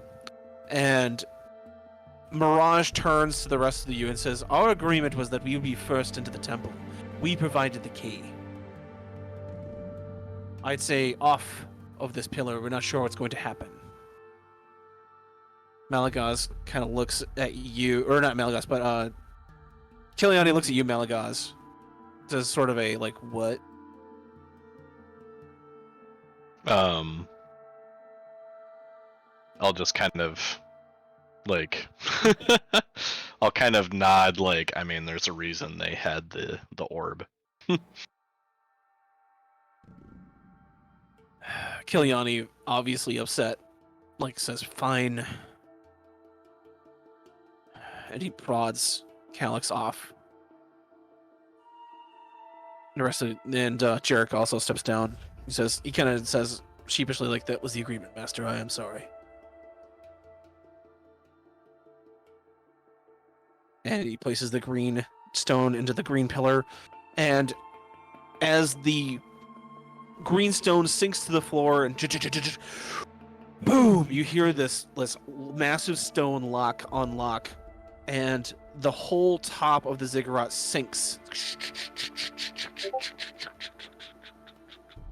down into the earth. As you peer over the corner, you see Melagaz kind of peer. Not Melagaz. I keep saying Melagaz. As you see Kiliani peer over, he kind of looks down, and he just looks kind of in amazement. As you look over Melagaz, you kind of drift over. You see this shaft just go down and down and down and down and down. It's like one of those stone elevators from Dark Souls, just like descends very quickly down into the earth. Do I see any switches or anything to like elevate it back up? Give me a perception test. Just to see if there's any kind of visible mechanism on this end, you know? Mm-hmm. Let me see. That is a 16. You see no visible switch on this, but you do remember that there was a raised sort of platform on the lift itself.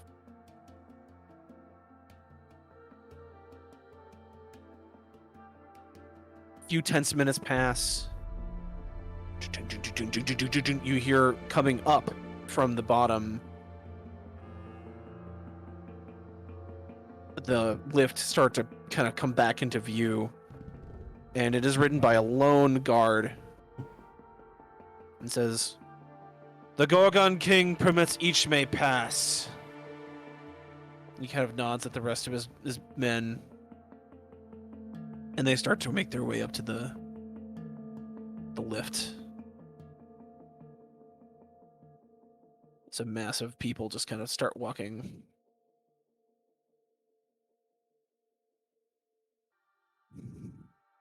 As they back up, the same guard kind of nods at Kiliani. He says, you and your band may also descend with this if you'd like. There's more than enough room."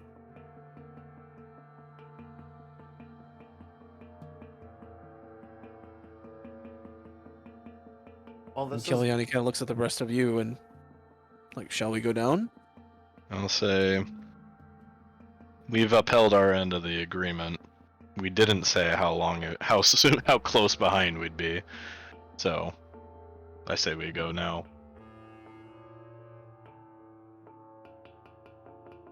All right. Kiliani nods. He still says to Jarek, "I stay here if I'm not back up. In a few hours, go warn the Siegebreaker." I look at Jarek and I'll tell him that I'll send word. He nods. He says, "Yes, Master." Is anybody else getting on the lift? I'm looking to find Paretta. I'll Is she skitter, coming up? I'll skitter over to Ragnar before he takes off and jump on him. But I'm gonna hold the form for now. I can hold it for a few hours. So. You do not see Pyretta.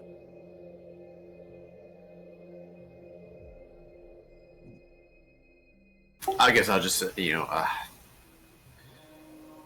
Do I notice Snafu kind of looking for me? Yes. Okay, I'll message him. I'm on the tall one, don't worry. Go with the others. Alright, I'll go up and join. Alright. As I'm riding Rocknar, I'm like, here's a wild idea. We should just let them go down and remove the keys. Jokingly, of course, but... As the lift descends, let me get that last group of minis off the map. Copy. Coffee. Paste.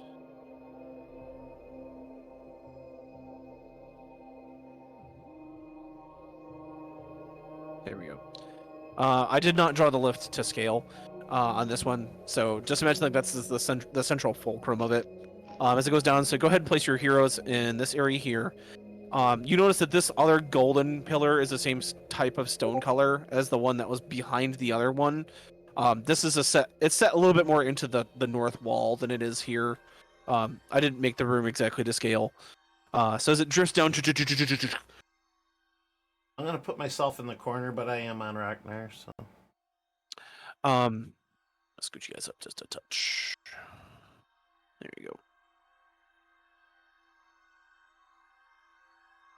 And let me grab Calyx.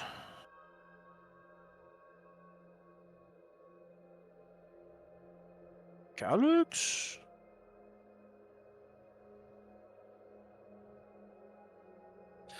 As the lift descends, you can see this cult kind of nod and move their way through this chamber and close the door.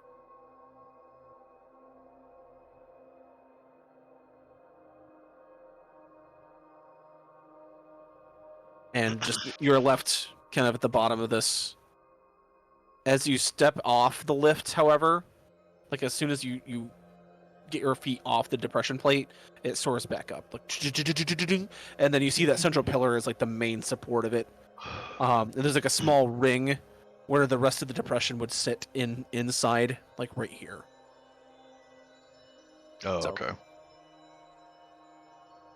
And you are left in the inner sanctum of the Temple of Shivarm. There's 2 doors to the west, 2 doors to the south. You see Calyx sort of Go ahead. Yeah. reverently look about. He says, "This chamber, it's ancient, so old. Stonework is thousands of years old."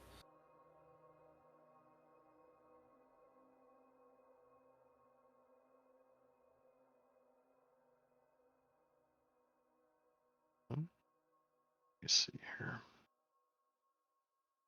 I guess 2 things. Okay. One, is there any like hieroglyphics or anything down in this chamber? Give me a perception test. Okay.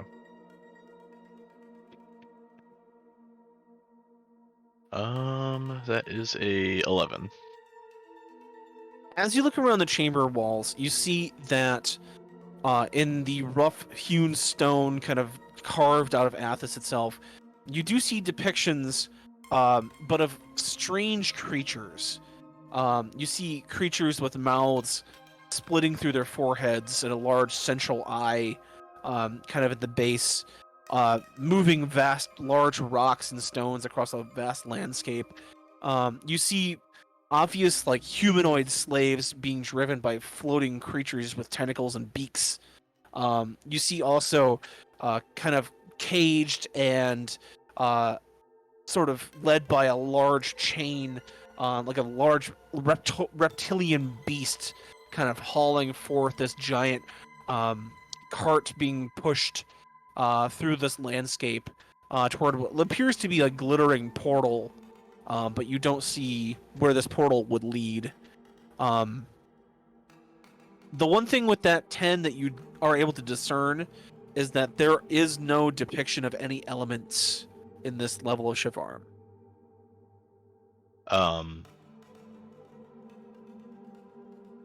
I The skull, by the way, is just the rhythmically thrumming. That was actually the second thing I was going to bring up. I was going to be like, not to give you any ideas, John, but has that acted up? It's like Uh, wow, wow, like just rhythmically like pulsing with power. But the jaw opens up every time it goes, wow. yeah. I guess I'll kind of put a hand up to the wall, like as I'm studying it. And you said there's people with like eyes on their forehead with these splitting mouths just coming out of them. Big, large creatures, yes. Okay.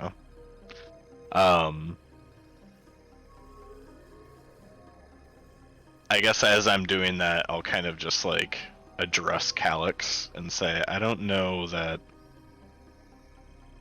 from what I've seen through the way and from what I'm seeing here and what I've firsthand experienced, I don't think that this is a future you can control, Calyx. And I guess I'll roll like a persuasion check to kind of just like express the sheer magnitude of what's at stake here. Okay, go ahead and give me a roll.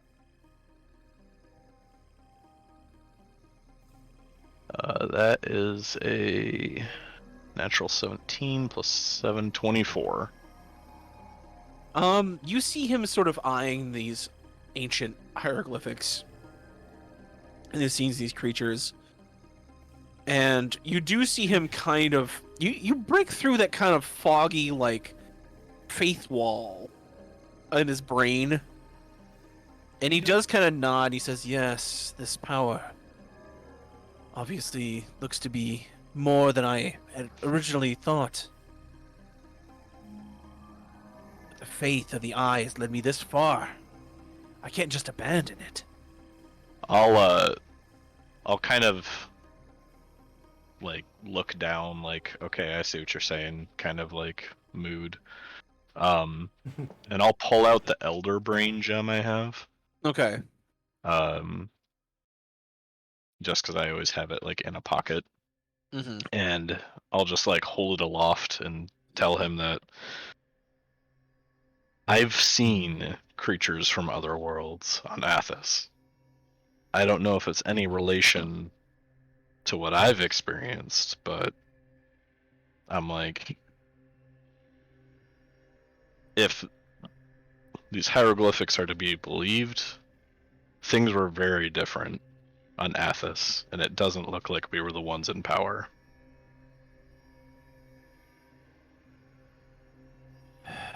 You may have a point. Ah! You hear from the chamber from the east, or from the west, a piercing scream. It was him. I was like, Yeah, what a did I piercing do? scream coming from behind those doors to the west, and the sounds of battle start like clanging and clacking. Calyx backs up.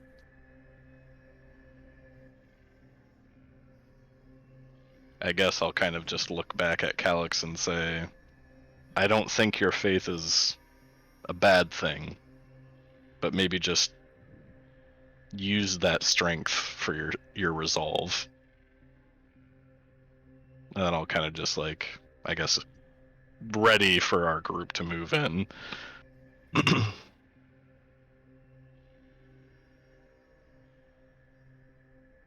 All right. The rest of you hear the scream as well, coming from the other room. Sounds of battle still going on. I imagine with her sensitivity to this sort of thing, Paretta's just damn near paralyzed. Like, with fear. I'd hate to interrupt their conversation they're having in there.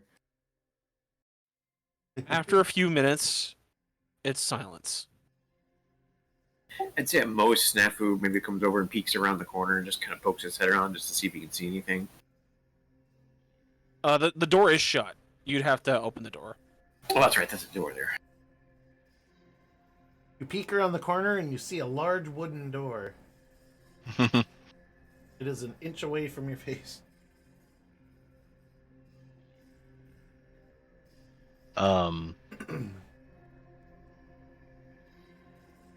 With the skull, do I feel it like pulsing stronger in one direction or another, or is it just the same no matter where I'm at? It's the same. Okay. Well, I guess I'll propose to the group. Well, clearly there was something ahead. Do we follow behind them, or do we make our own way through this other door?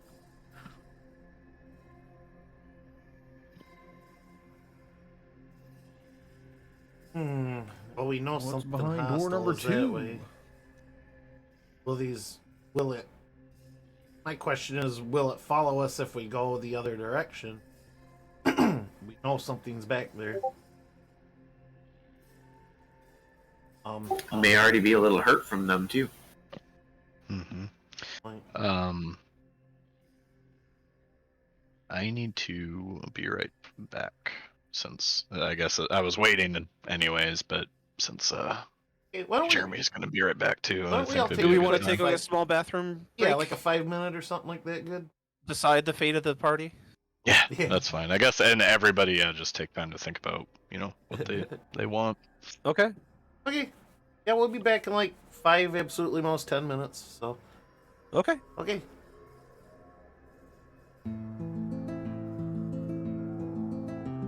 You boys are in.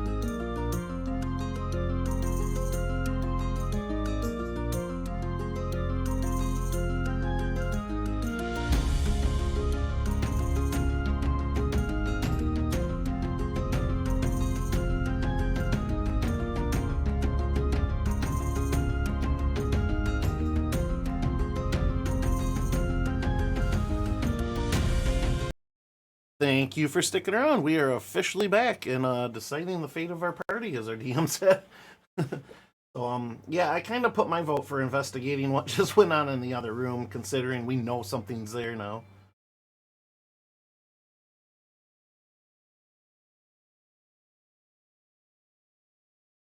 I agree. I feel as though a known threat is better than an unknown one. Or an already damaged threat is a better one. That too, yeah. You can also hear the sounds of the lift start to descend as like the next group of people are starting to come in. It's just the bullet riding down. We literally could just be like, pretend like we're checking out this room and just let them go by. You know, that's an idea. You guys go to the left. We'll take this other way down straight through. Peretta, like, no, she's on board. That's an idea. It takes care of a problem for us. We're not friends with any of these people. Mm-hmm. We had allies in their numbers. I don't know, that She'd blind feel chick seemed different. pretty legit. What's that? I said that blind chick seemed pretty legit. Oh, did she? Oh, that's not Did she? Rocknar talking. I couldn't see anything wrong with her. Little Rocknar. I'll look at Calyx and be like, shall we study the hieroglyphics some more? Said Calyx. Yeah. He kind of looks warily. He says, I mean, I don't want to deceive my followers if there's danger ahead.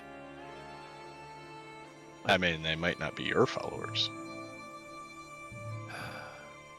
He says, if they're the flame cult, I agree to your plan. But if they're my men,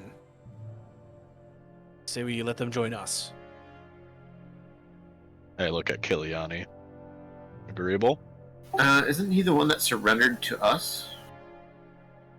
Yes. Kiliani just sort of says, if any group comes down and attempts to be a threat, I am more than prepared. He just holds drown. I guess I'll just caution that we are severely outnumbered as far as the Earth Tribe versus our own little group here. I'd say a few extra additions who are willing to follow their leader into the depths, but are also not that much of a danger to us, would be worthwhile keeping around.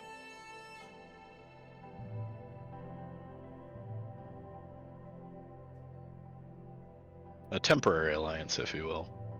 That seems to be the name of this whole temple.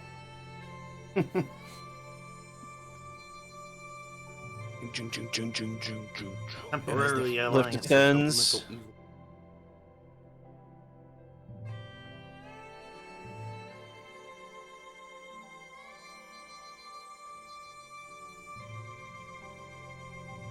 It's the bullet. He couldn't wait. The elemental eye cultists step off and raises back up. They look around at kind of the ruins, and they look at Calyx. And Calyx says, yes, not quite what we were expecting, right? Well, there's danger ahead. Be wary. Calyx looks at the rest of you, and like, he's playing his part. He's not trying to be tricky. He just warned him of danger, and that's about it. I look at Kiliani like, is that acceptable? He nods. We have not yet decided. Kiliani kind of looks and says, "We have not yet decided which chamber to try first. However, the chamber to the west does appear to be dangerous."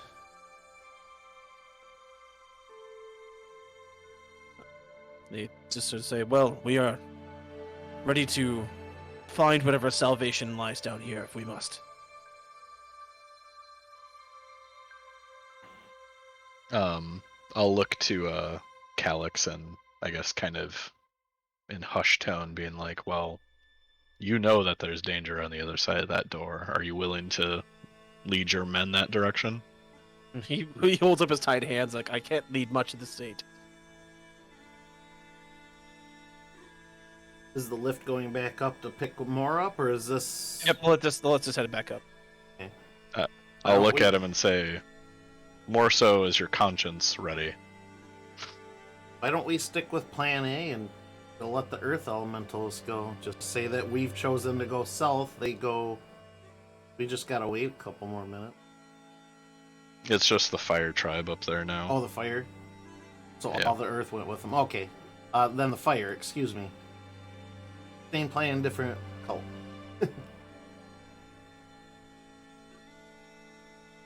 Just wait and have them go that way, and we can choose to do whatever from there.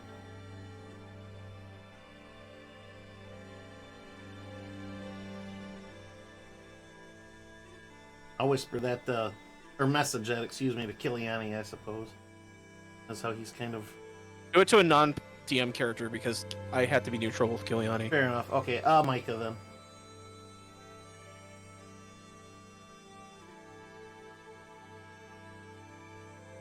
Uh,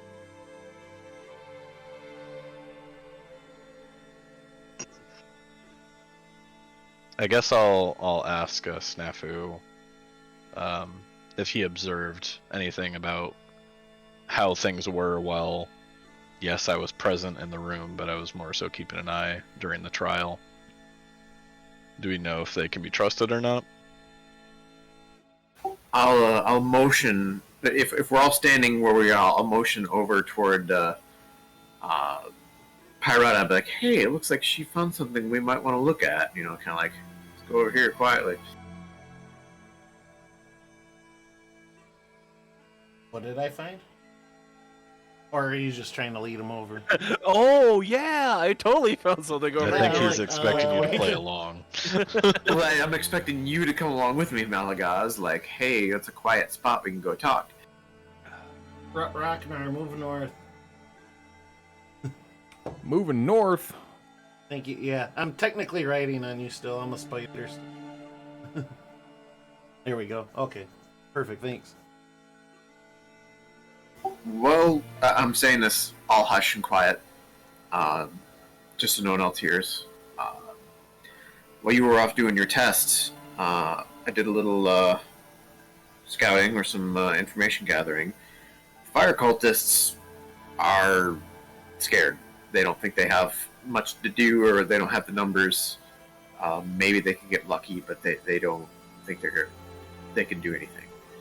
The Earth guys, they're pretty confident that they're going to seize the power. They have the numbers, and they're the most confident. These air guys, or the eye guys,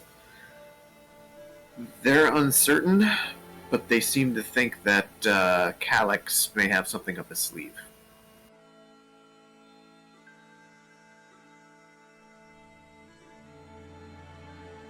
Yeah. I think as long as we keep some tricks up our sleeve, I think we could keep a contingency plan or two in place in case Calyx decides to make a move. Maybe we could encourage the fire guys to scout that west hallway just to get rid of them. I certainly have no objection to that. The lift Calyx stops. can't- The lift stops and has reached the top. Calyx can't do much without his religious symbol and without his hands.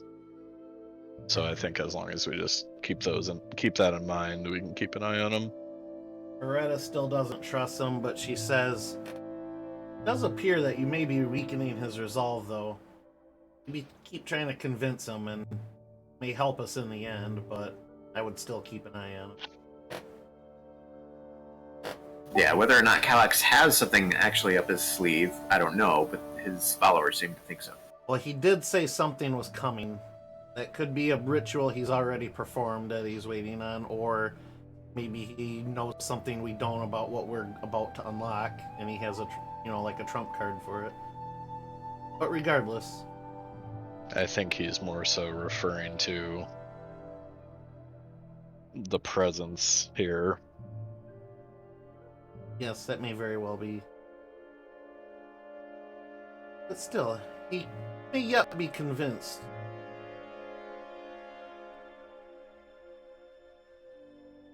But anyway, yeah. Well. Yeah, I was gonna say, I think we're kind of just waiting at this point, John. Yeah. The lift starts to descend.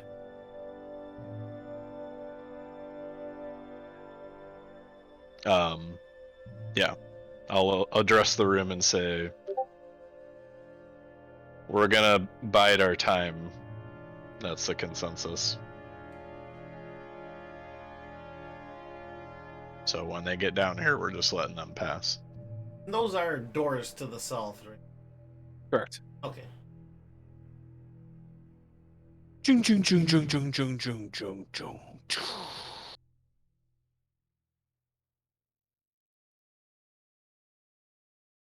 The last group descends, steps off. And then as you see, like, it start to ascend, because you were actively looking for a switch earlier, Malagaz, you notice that there is a switch against the wall right next to this other pillar. Okay. It's right behind Ragnar.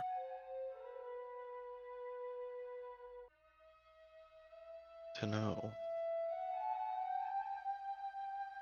As the fire group gets off, they kind of look around and they say, well, any word from ahead? Say nothing yet. We've just been studying the hieroglyphics in here. All the cult members kind of look at each other, and there's a sense that something is being hidden. So the fire cult is going to do an insight test. And they say, well, if no one has chosen a path, we shall forge ahead to the south. They start to walk forward. Earth already went that way. You might want to head west. Maybe you'll find something ahead of them. Give me a deception. Or persuasion, which either way.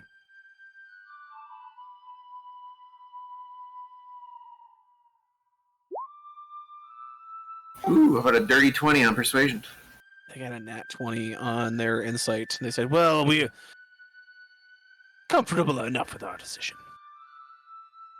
They go south. That's worth a shot. Yeah. Open the door and close it. Saves us having to make the decision that way. We should wait and listen to what's going on that way.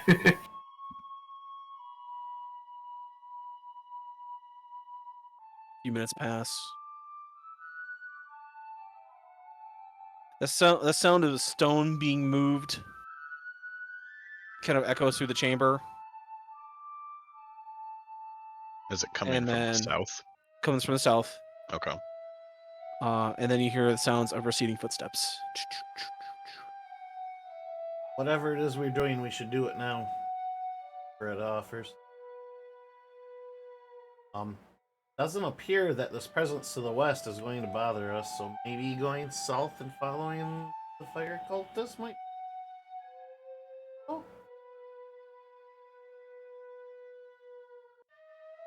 Or eliminate the threat to the west? I don't know.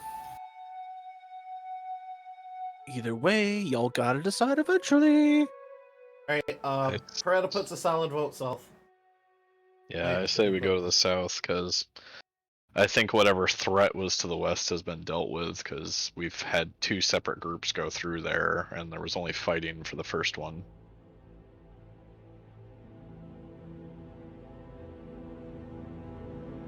The cult says, where shall we follow behind? Go ahead.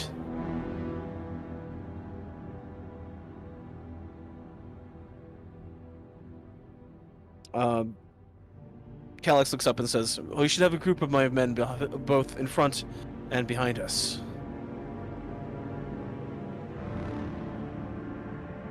Sounds reasonable. I'll message Ragnar and be like, that sounds fine, but maybe you and I should take up the real rear.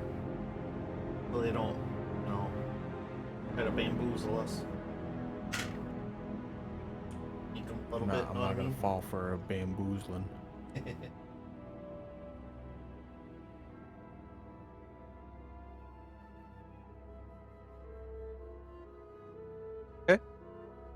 Is this an acceptable marching order?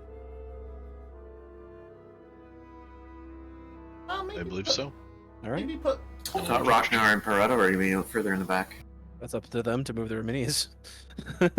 I'm wherever Ragnar chooses to go. So As the door opens to the south, you see what appears to be a nondescript stone chamber.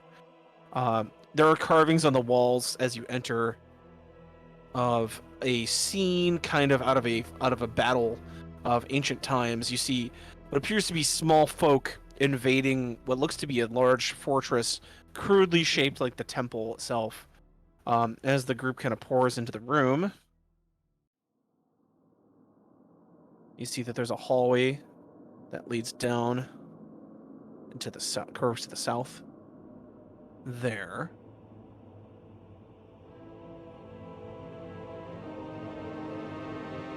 And the stone sarcophagus appears to be decorated in a manner of various geocentric shapes and various designs of like alien geometry. Nothing too like mind-blowingly different, but very like intricate and difficult carvings cover this sarcophagus. And you can tell that it has been cracked, like slid aside recently, because there is like it's not quite resting in the depression. It's like slightly off. I believe that's Jesse.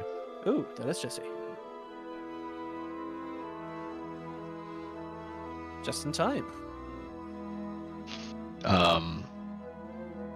Is there anything still in the sarcophagus?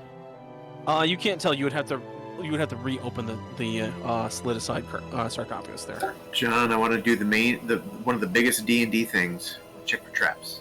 Okay. Go ahead and give me a perception test with advantage. Or not advantage, with your or no, yeah, just perception test. Sorry.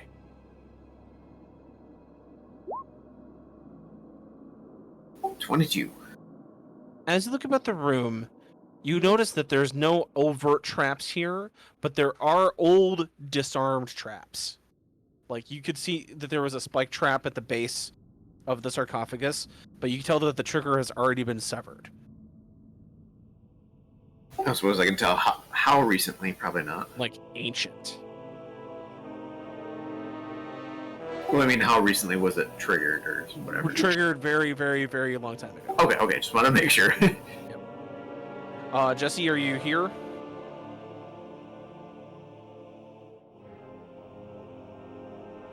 We would That's like what to explained speak what's been with happening. Jesse. Yes. Okay. Jesse present. So what happened was it had kind of an impasse. The group has decided to send each a delegate to the air chamber to get the air key. Jarek volunteered. You guys have volunteered Jarek because he's the most like athletic among all of your followers. All of them went down, but Rocknar, Didn't we leave him everybody went outside? down anyway in secret. Didn't we leave Jarek outside? You did, but you went to the gate, called him over, brought him in.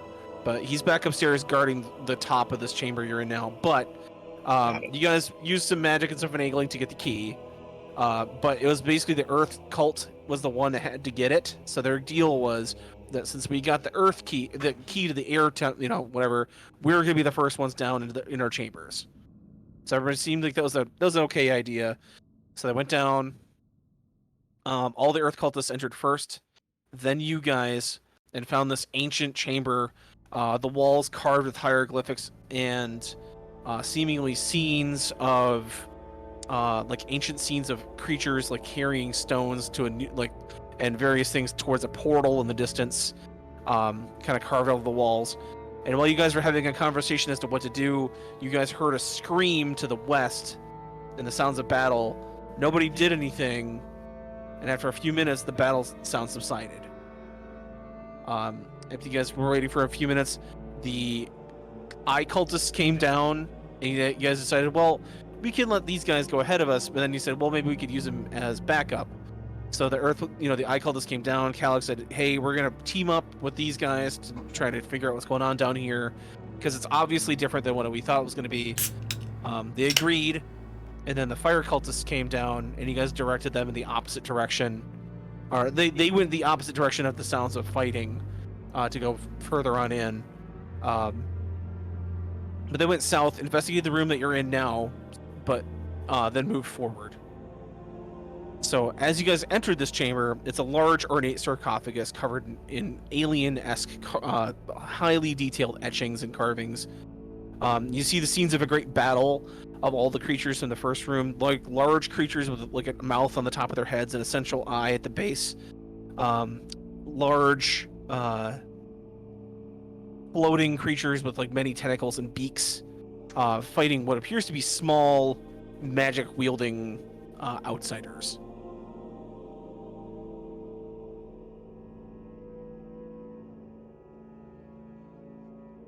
Okay. Snafu just checked for traps, and the sarcophagus was trapped, but that trap has been triggered and disarmed long, long ago. So who are these people with us right now? Those are the eye cultists. Okay.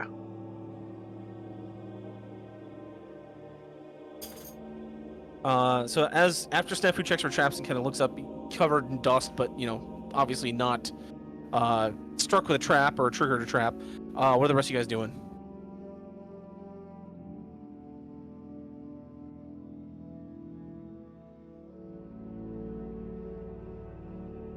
I think it would be fair just to keep moving.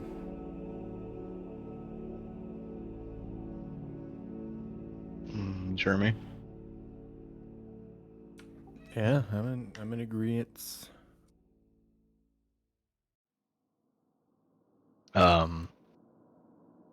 I guess real quick before we move then, is there, so now that it's not trapped, is there anything in the sarcophagus? If I Would you like to it move aside? Would you like to move the lid to see? Yeah. As you peer back, or slide back the stone, you can see inside appears to be the remains of a great, large humanoid, probably about 8 or 9 feet tall. It's large armor, made of like resplendent silver and kind of like a rainbow-colored type of metal that covers like the shoulder pads and the chest piece of some type of design, but obviously made for a large framed creature. However, the thing that's very strange is that this creature doesn't have a skull. And then that's when you feel in your bag the skull like rapidly thrumming.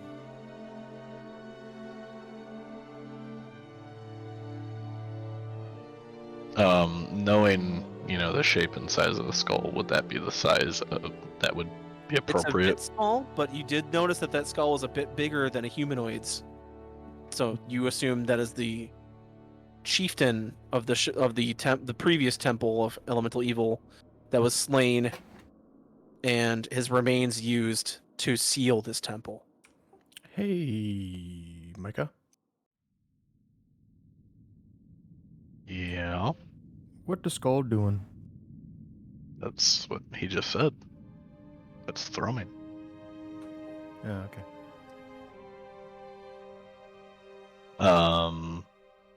And yeah, with that I'm gonna slide it back closed. Check for a star tattoo on his back right shoulder. It's not Dio. No, he'd be a Joestar. As you slide it shut, the thrumming kind of goes down.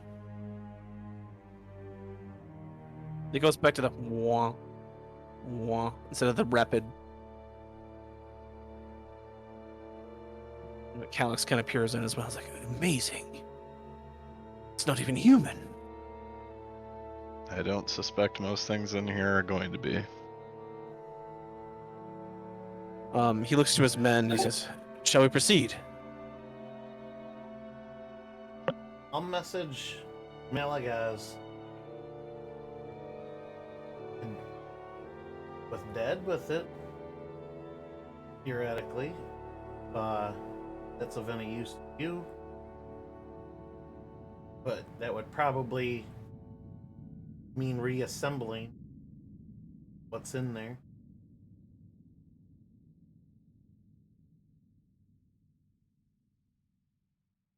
Yeah, I definitely don't want to put the skull back on there. One of two things will happen. One, it's going to unlock something, or two, it's going to come back to life and we have to fight a skeleton. Yep. So I'd rather explore first and then see if we need to do it. Okay, understandable. Okay. Definitely need to exercise caution. I get that. So let's get our steps in and keep going. Sheepishly, slowly, the cult members proceed down the hallway ahead, feeling it out, taking step by step. I'd like to get whatever marching order. Please go ahead and move your minis in that marching order.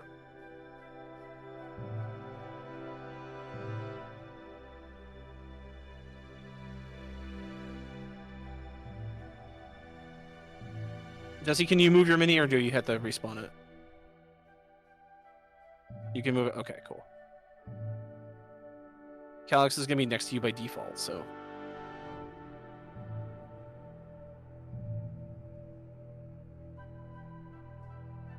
Okay.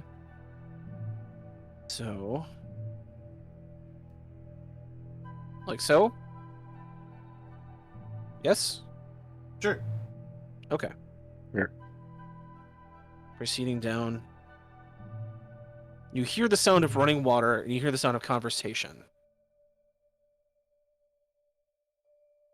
Ahead, lit barely by torchlight, you see what appears to be an old chamber that was probably used for feasting or used to as like a mess hall.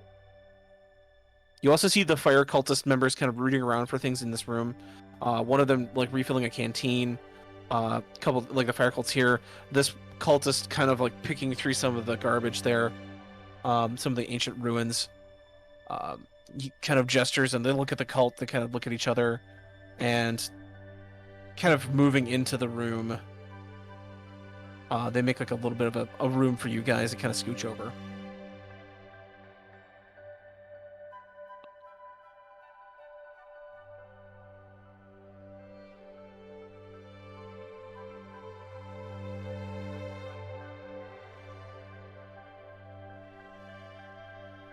But one of the fire cultists turns around and says, nothing in that previous chamber. We haven't found anything in here either. And one of the cultists, the priest says, well, we have found some clean water. That's at least good, right? And you see that there's like a basin kind of that gets filled with a natural stream, probably from the same water source as the water temple. It's distributed into this like large basin on the opposite side of the room. There's not like a giant railing, it's like a waist high. It's like a large fountain essentially that like flows through this.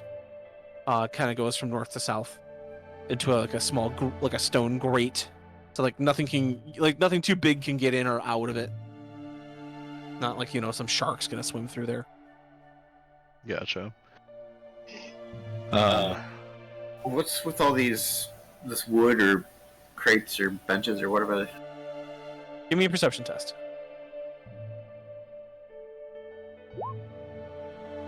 25.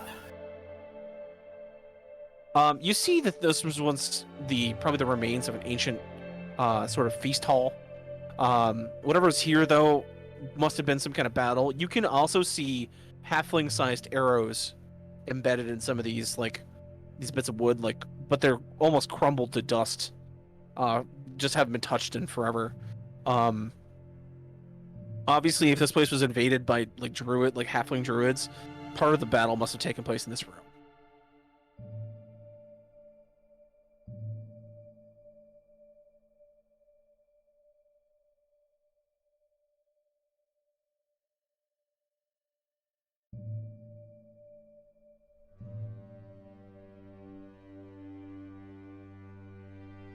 I'll move up and poke my head. Look, what's around the next corner? Kind of receding into darkness, only sparsely lit, you see a hallway that proceeds downwards. Not like down, but toward the west. There's a faint, however, at this point, however, I'll say down here, you see a faint purple glow in the distance. Greta whispers to Ragnar, check that basin over the well. People's supposed to respect the element, so why would they? Period. Is the water flowing, John? Like It is flowing, yes. quickly? Like where's the entrance? Or sorry, It goes from north to to south through a gate of stone that's been built through. It's basically they've rerouted. Looks like they've rerouted some kind of natural water source down here, and have got it to flow through this this basin. Would it be possible to maybe block the flow with these pieces of wood? You could attempt to do that, yeah. I will attempt to do that. What shall Okay. I roll? Go ahead and give me an athletics. 28. As you slide like a large enough bit of wood in there, it takes a bit, but the basin does start to kind of run down a little dry. At the base of it, however, you see a few corpses of old cult members. Some human, some remains of an alien type of creature that you can't quite identify. Leave it to Jeremy to start waterboarding. Oh God. Advanced interrogation. As you are kind of investigating the bottom of this pool, you hear a large boom, boom, boom, coming from the hallway down here. Do I see anything? Emerging from the shadows, a large humanoid shape appears to have kind of scaly skin on a rocky sort of body, but not rocks as though they're earth, just the scales themselves look like they're rough stone. And as it emerges into what little light there is in this chamber, you can see a central mouth at the top of the beast's head, one eye poking between the center of its body as it lumbers forward.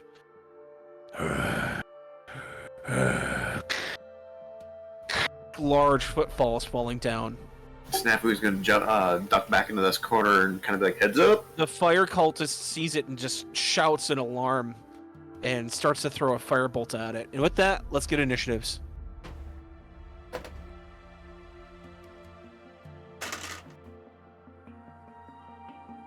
I got an 8. I got a 5. 19. 19 11. from Jeremy. Minor, what'd you get?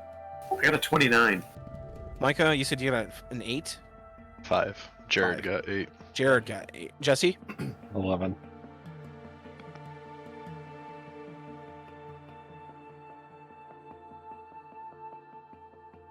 Well, I'm sorry, what was that? I had to adjust my music there. 11. 11. All right. Alex.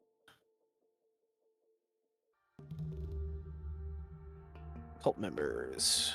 As it's approaching, is it kind of Fire possible to bolts. reflexively jump off? Give me of just Jeremy? a second, Jared. I have rolling like 3 initiatives right now. Okay, Just 1 second. sure.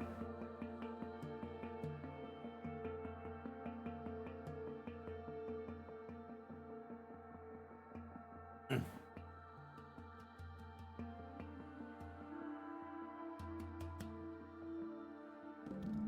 16. Okay.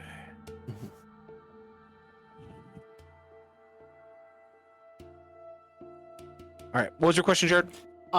While it's approaching, before initiative, would it be possible to drop off of Jeremy? I'll say yeah. Okay.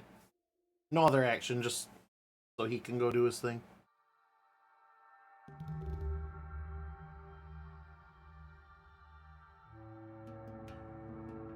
Okay. As the creature walks down the main hall here, Snafu, you are the first to act. Is it easy enough to walk through these broken down tables? They do count as difficult terrain.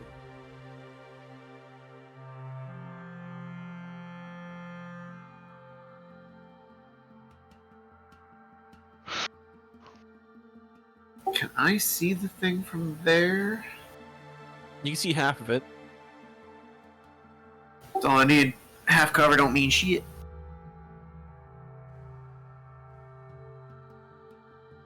And you said the fire cultist has already lobbed a few things at it, right? No, you see him readying a firebolt.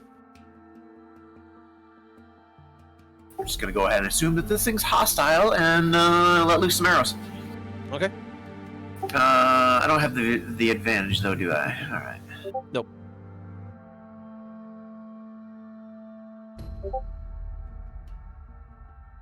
That's funny, Micah. 15. Makes it so appropriate. 15 to hit. 15. 15 does hit. Woo! I'll take it. There's 23 piercing. Second attack. Okay. 20 to hit, so that'll hit. Another 23 piercing, alright. Okay. Ooh, and a 12 to hit. 12 is a miss. Okay, then I will... Can I... Yeah, I'll just go here then.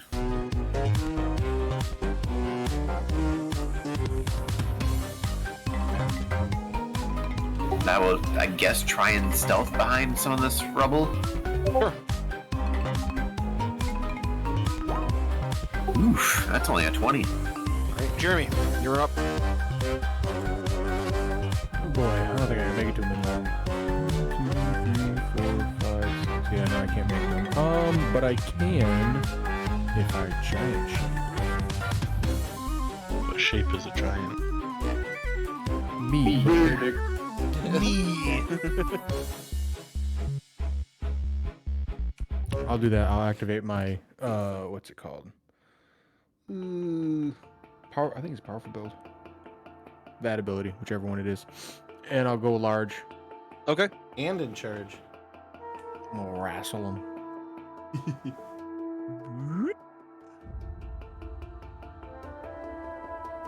Slide up in there.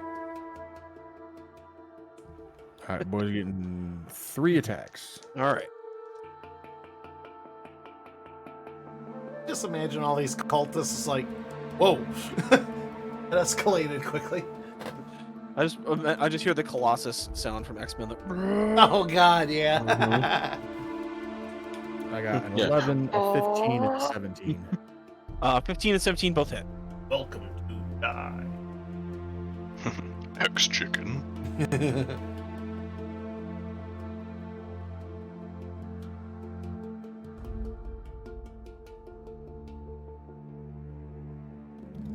$37 damage. 37 damage. Alright. Okay. Anything else? Nope. Alright. The creature kind of looks at you with its alien-esque eye, and you feel your mind starting to be attacked. Boy, it's You using feel whispers in the back of your mind, Ragnar. Go ahead and give me a wisdom saving throw.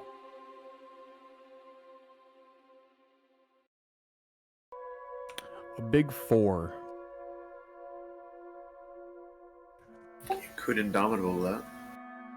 Hey, Ragnar, you should smash Yeah. this guy right here. Number 1. No, number 3.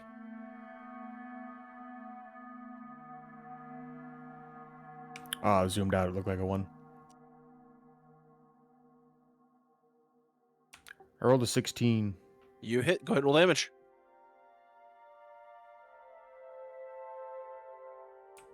7. 7. I All couldn't, right. I couldn't have done less damage if I tried. You just bring your weapon down toward the fire cultist, and you step aside to let your friend walk in. And as soon as you do, you wake up from like whatever stupor you're in. Go ahead and take 13 points of psychic damage, and you are no longer maddeningly whispered by the creature. Steps past. And then also, Jeremy, from your side perception, as this one steps past, a second one steps through the chamber.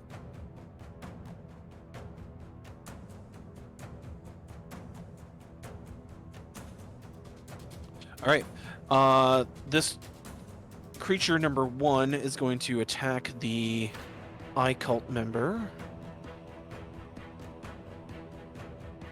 That's going to be a hit and a crit. It's going to be 28 plus 14. Okay. Yep. He grabs this iCult member in his hands and puts him up to his forehead, his feet kicking. No! No!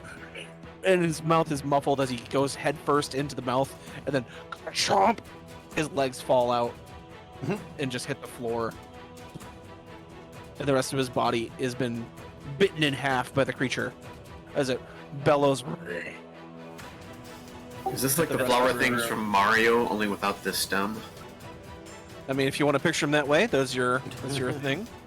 Calyx's turn. He is disarmed and not going to do anything. He's going to take an evasive action. Step back.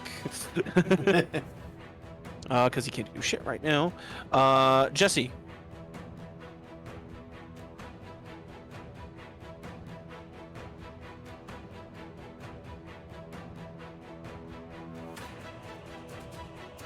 I will Eldritch Blast. All right.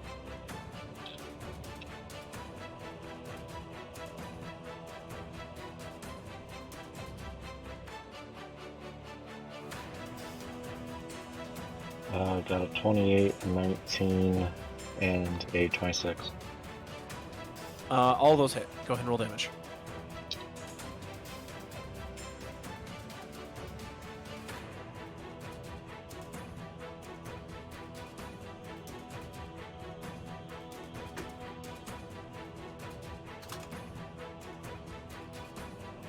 $32.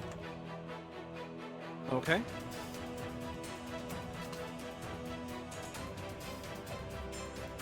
That's it.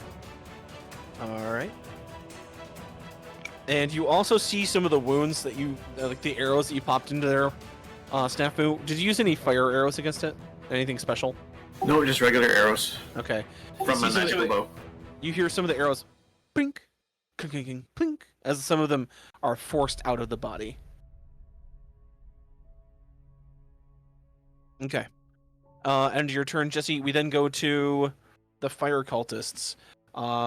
They are going to attack this creature here. A wave of fire bolts.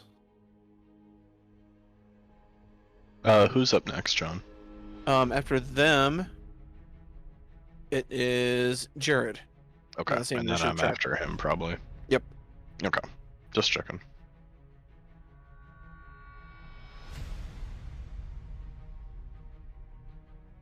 My other D20 get off too. Oh, there it is. Okay. Ah, miss. Hit. Okay, 2 hits.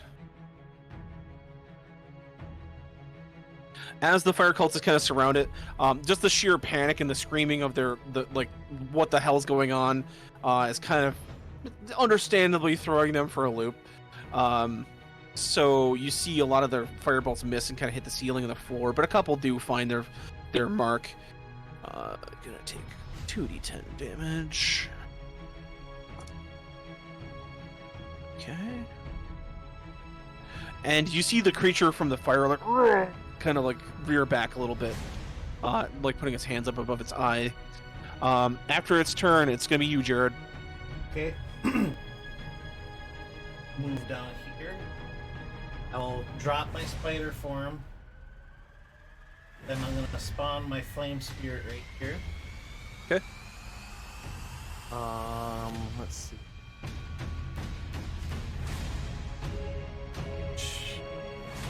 Number 1 is going to be a dex saving throw. Okay. 6 damage full. 15. That is, I guess, a miss. So he'll take Okay. full 6 fire damage. Okay. And then it's going to use fiery teleport and then use the remainder of its movement. Go. On the one I can. There you go. I have it pop back here, and it will take from that teleportation. Make a dex saving throw again. This one's lower. This one's like a 13. Okay, so that'll definitely hit. Then this. That's gonna be 11 more fire damage. Okay. And then Peretta's gonna look to Fire Cultist 1 and 2 and be like, let me show you what the true power of fire looks. And then that'll end my turn. All right. That's gonna be you, Micah. Okay. Be right back. I am.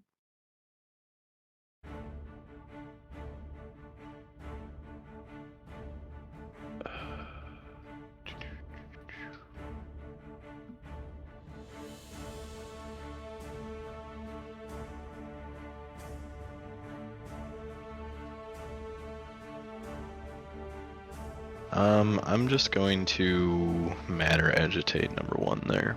Okay. Has 2 not gotten down here yet? No, 2 had just rounded a corner.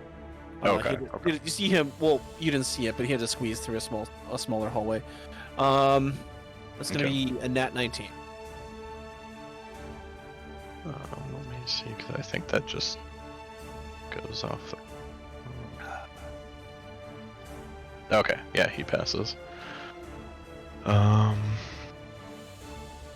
Check here.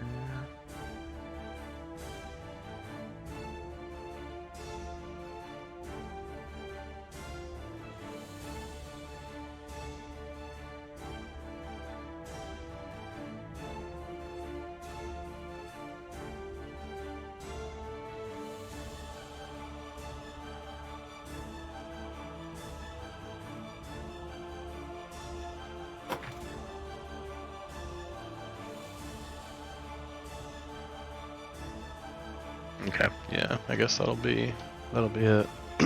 Okay. Back to the top of your order, Minor.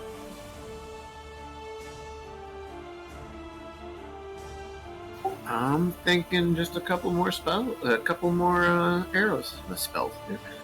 Spell arrows. They are. Oh crap.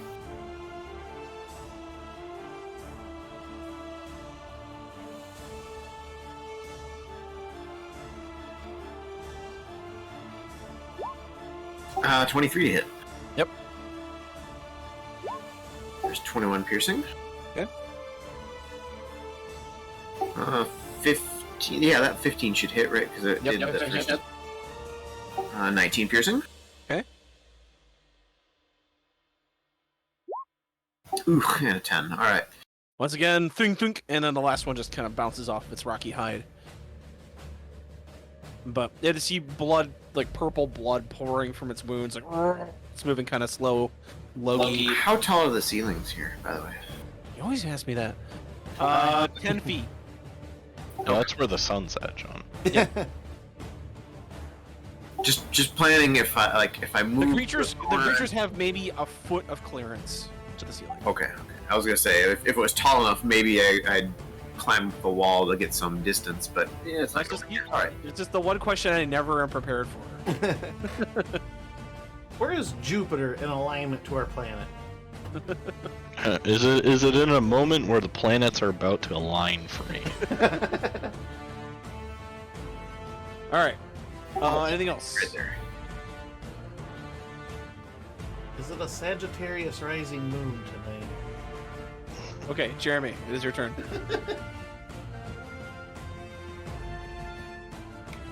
I'm assuming fire guy number 1 is an ally and I have advantage right now? Yes, you're correct. Alright, cool. You 3 have a attacks, common number foe. Number 1. Oh shit! You know what? I could have done my sneak attack damage with Jeremy right there.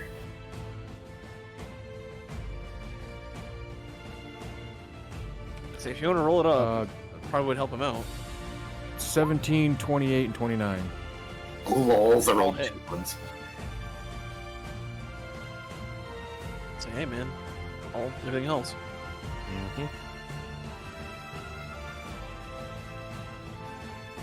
Oh, snake eyes. John, did you say fire deals extra damage to them? Because I'm using my fire giant hammer. You saw him recoil from fire. Okay, so he is taking fire damage from this. Okay.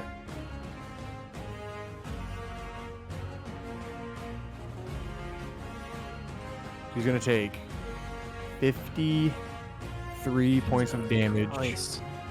And 25 left. Okay, never mind. Then he did. That is 3 attacks too, so. As he goes to, like, you kind of are the same size, he sees your fiery hammer in your hand, and as you bring it down, he tries to stop at your hand with his, and you're able to wrestle it away, and just whack, whack, whack, and just like 3 solid hits to the top of his head. The creature just kind of falls down dead. Big purple pool of blood kind of oozing from his body.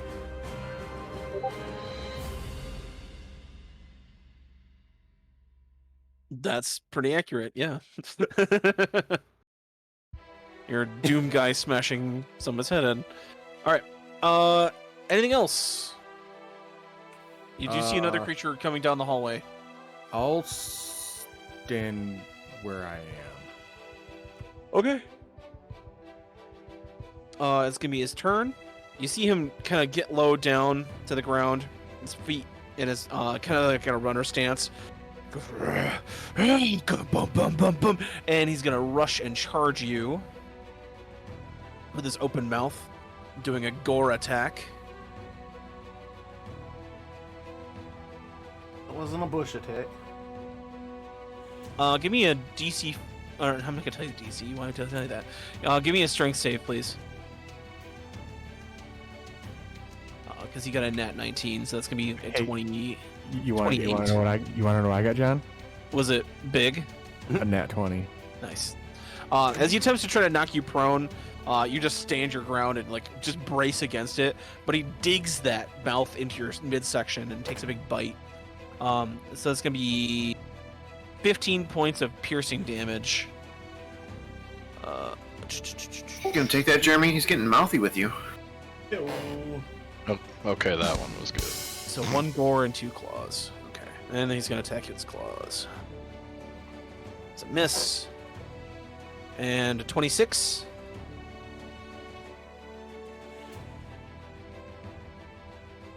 Jeremy? 26 AC hit. Okay. And that's going to be an additional 9 points of slashing damage as he digs that mouth into your gut, and then with his big hands, the big sharp meaty claws on him, just starts digging at your back.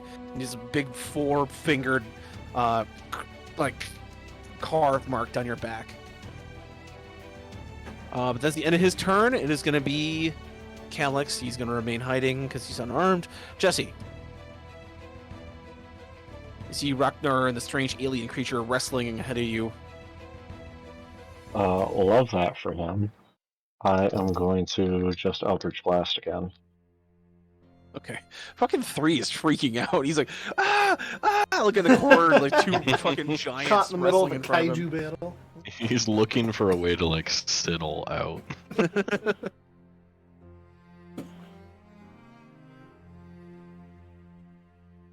Okay. The lowest I got was a 16 on 3 hits. They'll hit. Okay. They're easy to hit, they're just beefy. Yeah.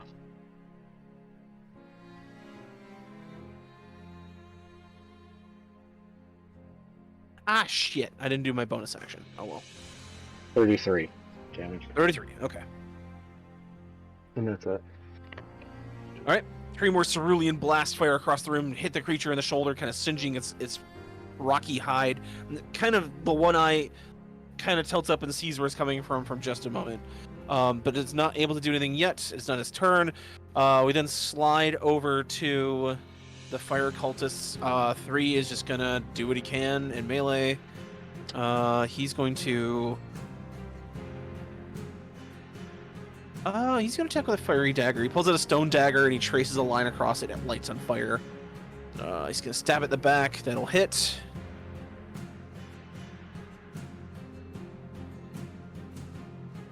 They'll do 6 points of damage. Not bad, not bad. And then 4 more firebolts coming its way. 2 and 1 are going to move to the back. Kind of form like a little defensive line here. Firebolts away. That is 2 crits and a hit and a miss. So 2d10 crits. Ouch. That's a 1 and 2, so that's going to be only a 7 for that crit.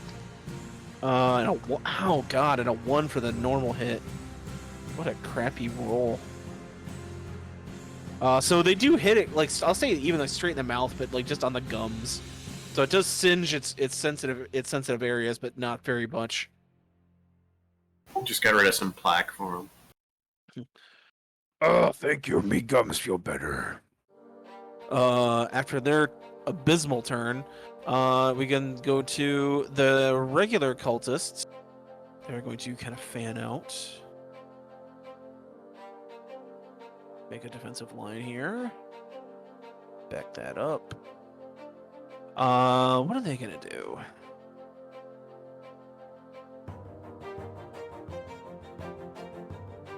They'll do Sacred Flame on it. Why not? Miss.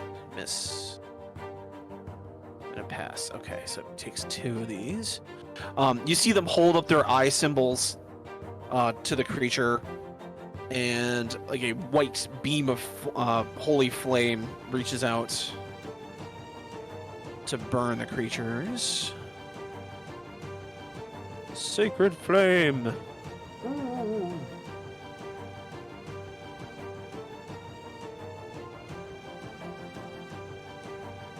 It's gonna do 2d8. Do they have hats and they call them eyelids? I mean, they can, sure. Merely 5 points of damage, not too bad, not too good. So a bunch of missile weapons hit the creature as it's wrestling with Jeremy, but none of them seem to do much damage. After all of this, it goes to Jared. Okay. Pick up one. Alright. I'm going to cast Scorching Ray on it. Okay. And 3 fire. Okay, range spell attack. First one's gonna be a 17. Hit. Okay. Damage for that.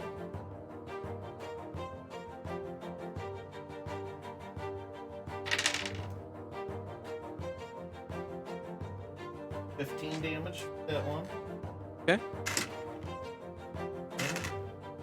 Second one's gonna be a 21. Okay. Second fire damage. Okay. Last one is going to be 18. Okay.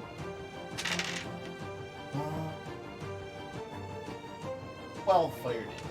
Last one. Okay. And I will 3 ruby red crimson bolts of fire just rapidly fire out of your palm. It just leave these perfect circle singe holes into the creature's like rocky body. You can see like the purple and green musculature underneath this thing's body, just kind of like writhing in pain as it sears this fiery attack against it. It looks up with this like look of rage on its one central eye. Anything else?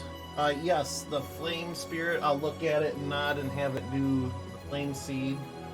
Okay. It needs to make that dex save. But otherwise, 5 damage. 17. That will match. Okay, so it does take the damage. Or no, that's the DC. So yeah, it just barely ducks out of the way as it sails over its back. Okay. Alright, and that's it. Micah. Gonna try matter agitation again. Matter agitation. Nat 6. Alright. You're able to finally get a hold of the creature's mind and start to destabilize its genetics.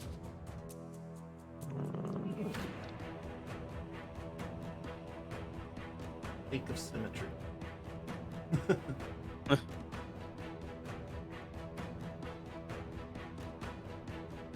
Okay, here we go. Here's some numbers.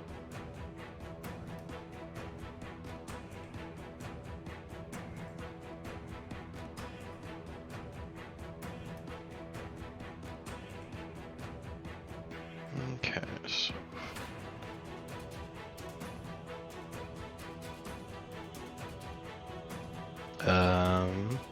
double check here.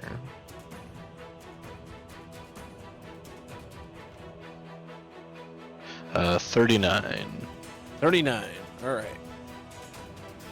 As you are able to kind of get inside of the creature's bodies, his mind cut his, just rend his cells into pieces, bits of them just slough off.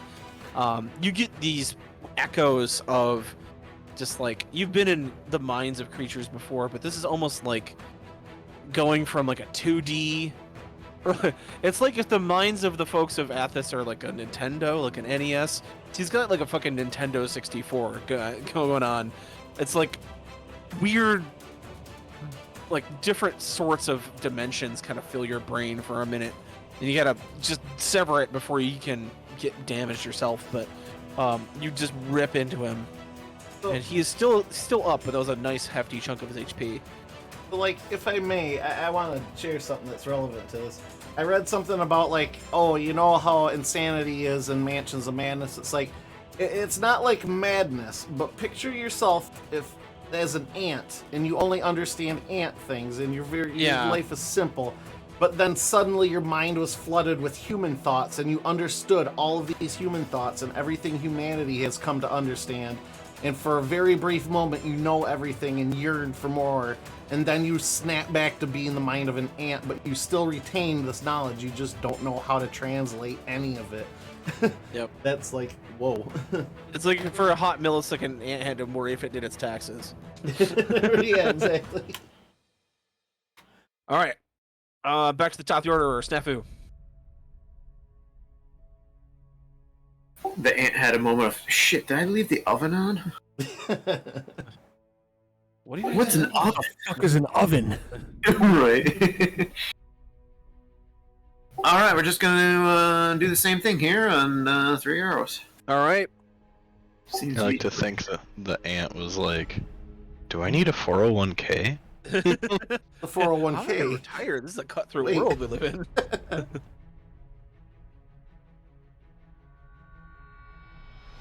All right, first shot, 15. I assume that one hits 2 because Yep. it hit on the last. So 23 plus 5, 28 piercing. I remembered my sneak attack damage this time. Ooh, 12. That was a miss, isn't it? That is a miss. And a 19. Yep, that's a hit. And another. Man, I've been rolling 6s on this thing like crazy. So 23 piercing, max damage again. All right. Arrow sinks in. I'll say this one inside the mouth. That one really hurts, but looks up, growls. But you see countless wounds. And this time, however minor, you notice that like it's not pushing out, like its wounds aren't closing. It's not pushing out the arrows, almost as if the fire is like affecting its metabolism in some way. Okay. End of your turn. We then go to Jeremy.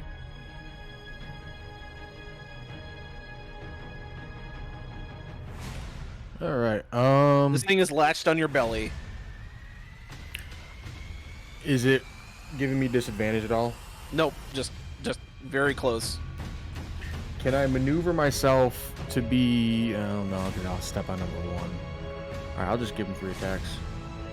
Okay.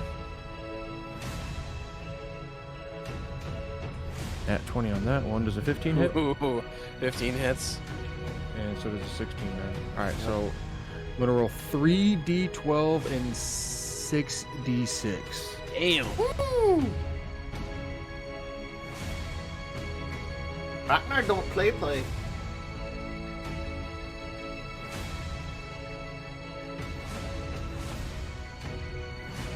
That's because Ragnar is cray-cray.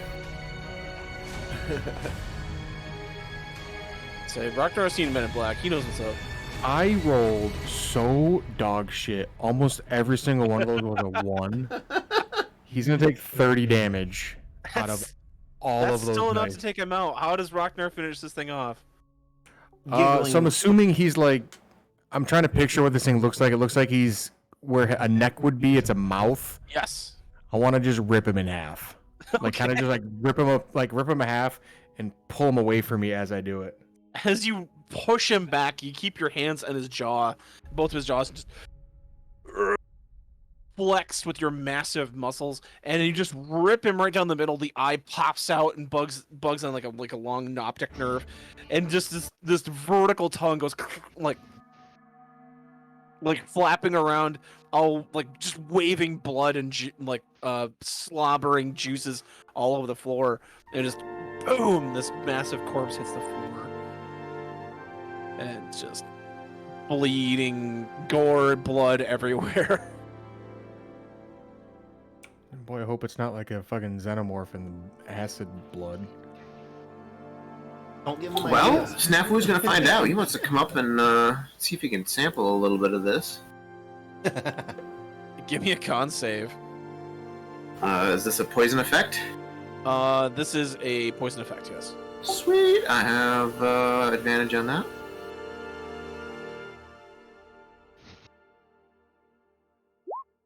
How about a 25? Okay, you do not suffer the ill effects, but you do know that this thing does have a poisonous, probably like gland in its body. So it would have poisoned you had you failed. But it's just it's sour, biley, coppery, just nasty blood. It smells like pennies in here. Yeah, it reeks of pennies in this room right now. Snafu, you see Snafu kind of take a chunk and bite into it, and oh man, that's got a bite to it. It's rough. It's gamey as hell. Can he try and find that poison gland? If you want to try to field dress this thing, go ahead and give me a survival test. The rest of the cultists in the room kind of like back up, obviously shaken, kind of like guarding against any possible more incursions. And wondering what the fuck this little halfling's doing. 28. You get 5, let's say 6 poison components. It's a big creature. Woo.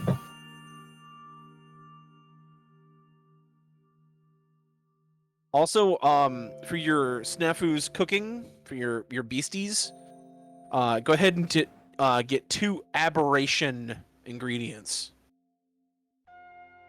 Ooh, something new. Yep.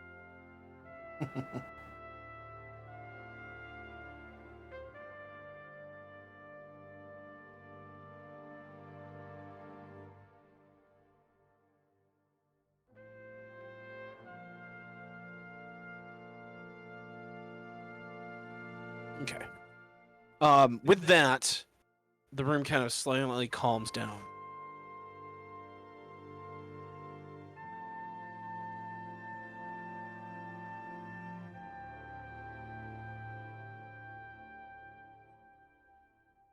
Just a quick glance. Did Yeah. Jeremy stopping that water seem to do anything, or can I actually look over? Now that I think about, I'd like to look over those corpses at the bottom. Okay. Go ahead and give me a perception test or investigation. Sorry. Okay. Investigation gonna be 12. Looking through, you can see like I said, there are some human remains here. They are waterlogged. You know, they're ancient arrows, kind of like rusty arrowheads, kind of at the bottom of this thing.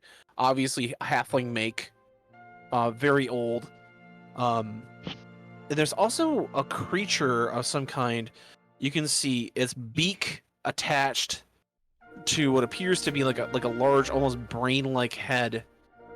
And long, like rubbery tentacles, almost wasted away, like the carapace, whatever covered the majority of its body, like still kind of rotted away, but there. Excuse me. As you're digging through these remains, I will say you do get a dagger out of one of the human remains. And when you pull it out, it's made out of like a purple steel. And it's very heavy. I'll wave Malagaz over.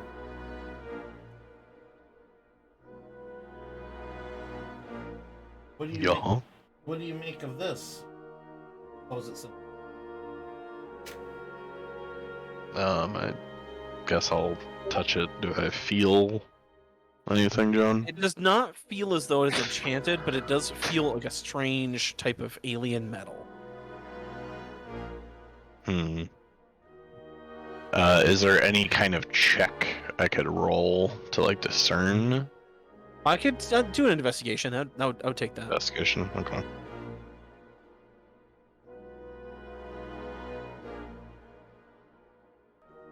That is a 14.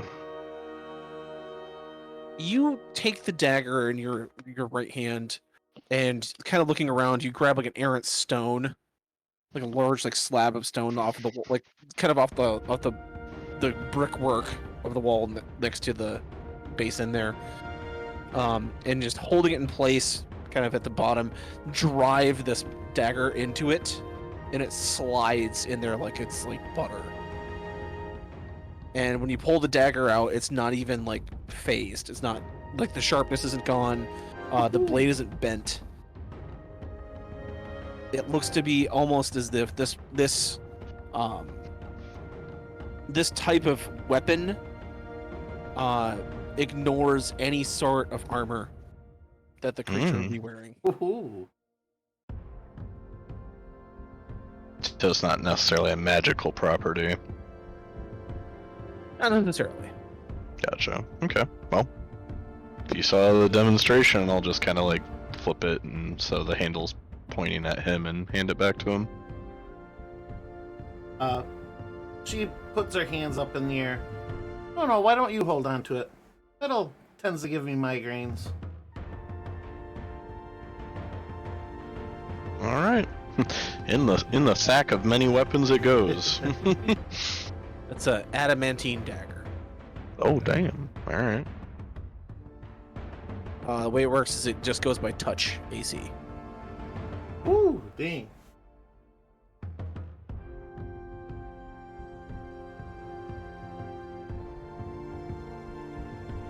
All right. Yeah, that'll be it for me. I'm fine. Okay.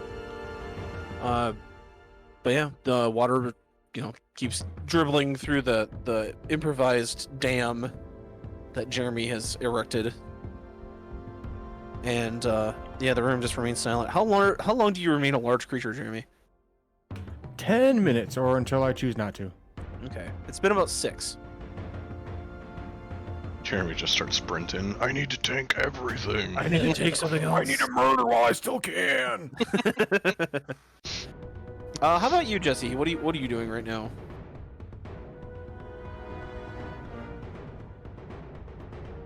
Pondering the orb. What orb? I don't know. Okay, you ponder the orb. Its mysterious ways elude you. Okay. Are you pondering what I'm pondering? The fur cultists kind of just say, "We're gonna stay here. We're gonna fortify this room. You guys go ahead."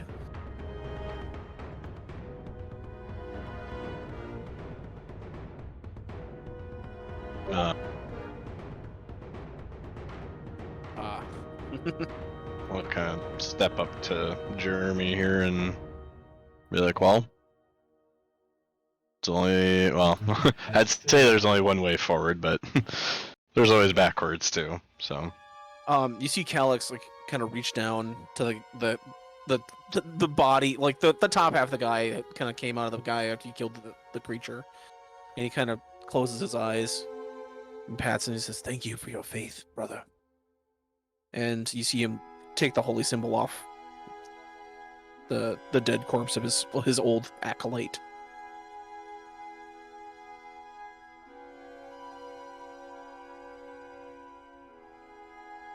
And stand and just nod and say, "All right, we'll just move forward."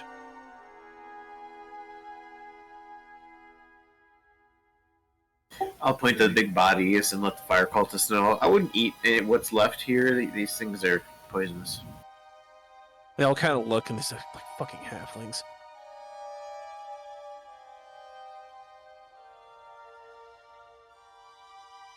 Just trying to help you out. Well, it's the racial like bias that halflings will eat anything like on Athos, especially like jungle dwelling halflings. Like your people are rumored to be cannibals. Like so, they're like, of course the halfling would eat the alien creature we just fought. Rumors. It's not a rumor. 1 and 2 assemble kind of at the front here, ready to proceed forward if you'd like. See what's ahead, or if you'd like to go back, whichever direction, really.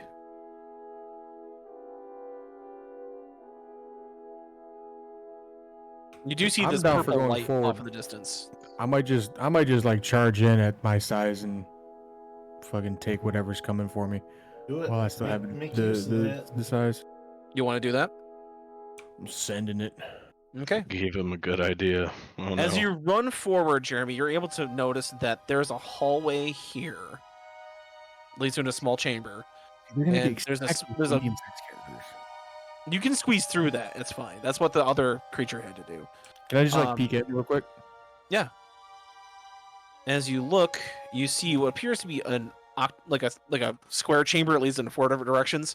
A strange statue, however, stands in the direction of west.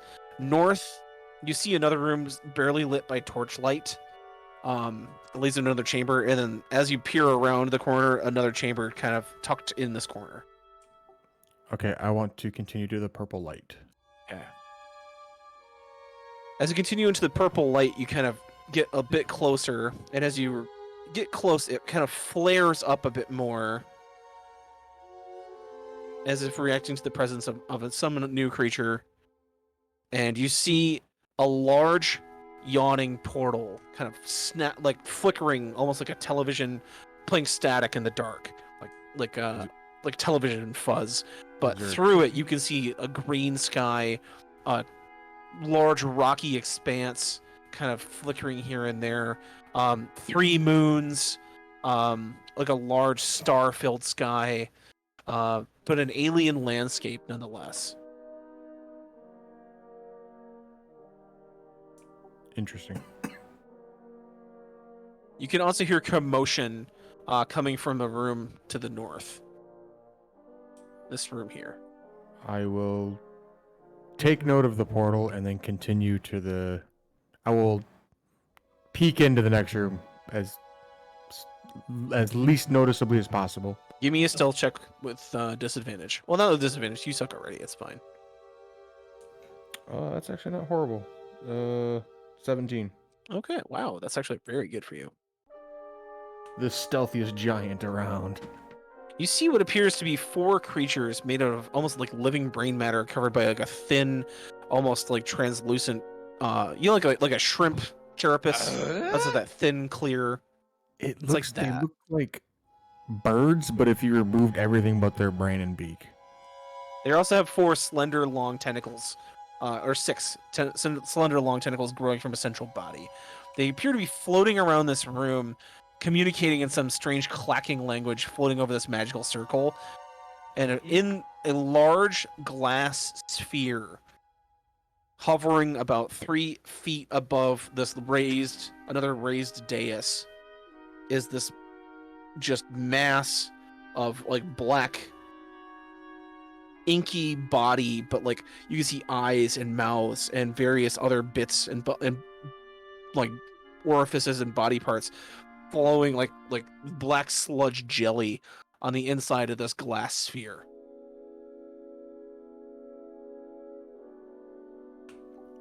Gross.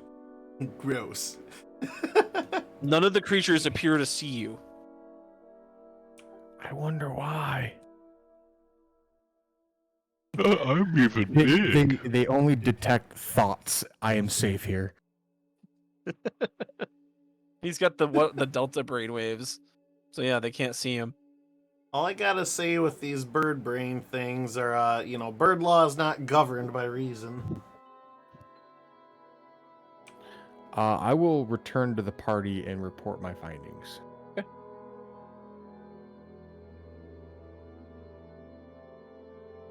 All right.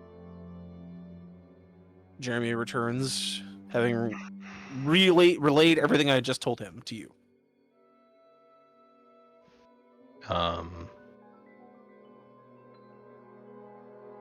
I feel like we're that that description that he just told you is like the exact thing you see whenever you commune with the skull. this black orbness. Yes. Uh-huh.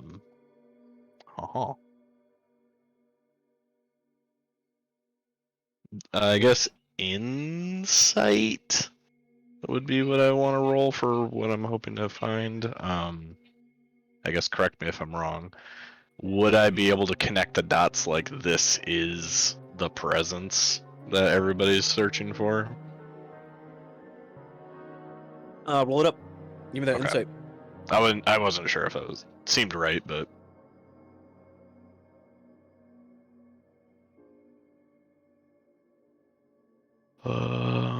that is I believe 13. Let me double check.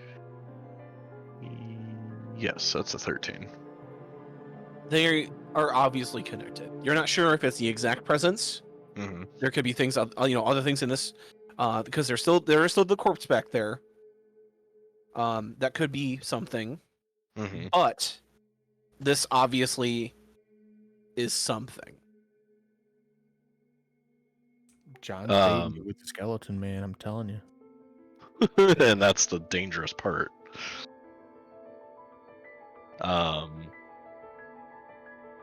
I guess I'll relay that to at least the immediate party. I'll say that either the skeleton or the corpse or this presence play a part in what we need to stop. Could give me a perception test. Whoop. That is a 13. You hear footsteps in light conversation, not like ha ha ha light conversation, but like the whisperings of conversation coming from down this way. Intelligible. Yes, it sounds words you can recognize. Okay. I'll tell everybody to get back, or slowly back up backwards. I'll even look at the fire cultists. Okay, like get on this side so they can't see Yeah. us. Yep. Okay. Yeah, the cult does what you. And I'll say, Snafu, you peek the corner here. And Rocknard, for God's sake, get out of the middle. You're shrunken, by the way, now, so. The Mario shrinking noise. Do it. Yeah.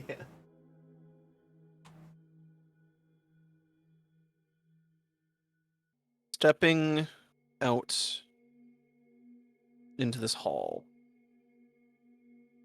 is the Gorgon King, Mirage, and Helonre. You hear the Gorgon King says, "Those creatures were no match for me." And Helonre says, "But we did lose quite a few of our followers, my master." He says, "Well, I have you two left, and this lad." And he claps bodyguard number 3 on the shoulder, and he kind of nods a little unsteadily. It looks as though number 3 has seen some shit, but has gone through, like, there is blood stains on his armor, but they are obviously not his. They kind of nod. They look at the purple chamber ahead, and they say, "Master, I feel a great presence ahead." He says, "The prize is close. Let's go." And they start to stride down this hallway toward the purple light in the end.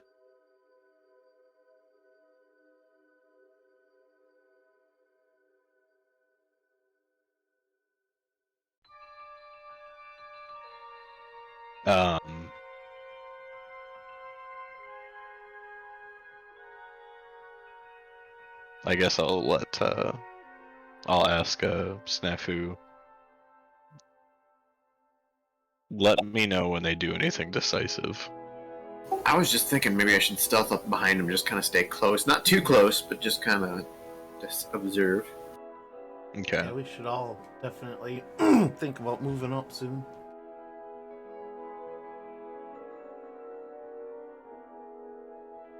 Possible. Let's sneak around.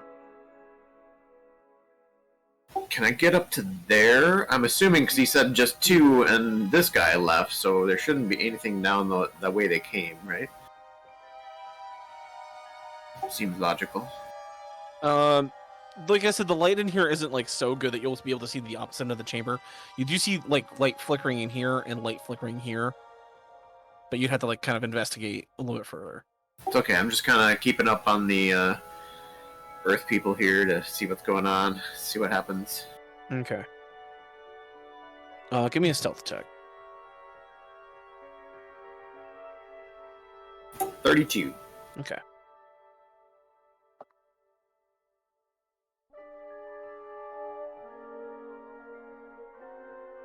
As you creep, like just as you slide, you see the Gorgon King like whip his head around for a second, and then just like a tense moment, then he turns back around and says, "Must have been nothing." It keeps walking him forward.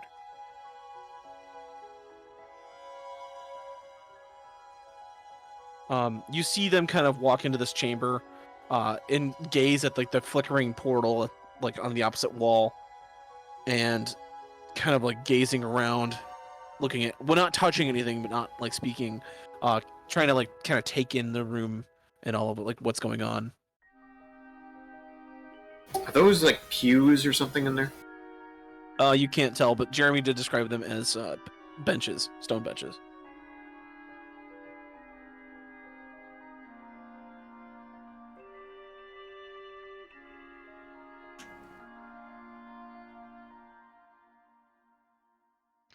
I was gonna say, unless anyone plans otherwise, I was just planning to kind of keep an eye on them until the next move happens. Yeah, I'm not gonna lead into a combat because I'm in way over my head. Okay. Too many casters. Yeah. Wait until they maybe cornered. Okay. You can't quite see everything that happens. You see Helen Ray step toward the opening to the other chamber, but she doesn't like you don't see where she goes after that. Then you see the Gorgon King kind of step to this side of the portal to sneak, and he just glides through the stone into this area here. The bodyguard stands close to Mirage as they crouch in these benches. They appear to be hiding. Okay. I'll message Snafu. Fire an arrow down that way.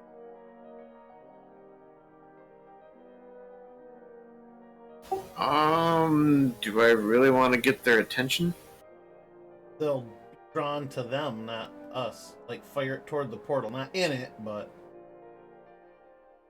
they'll investigate to the south and got everybody at the ready if something bad happens.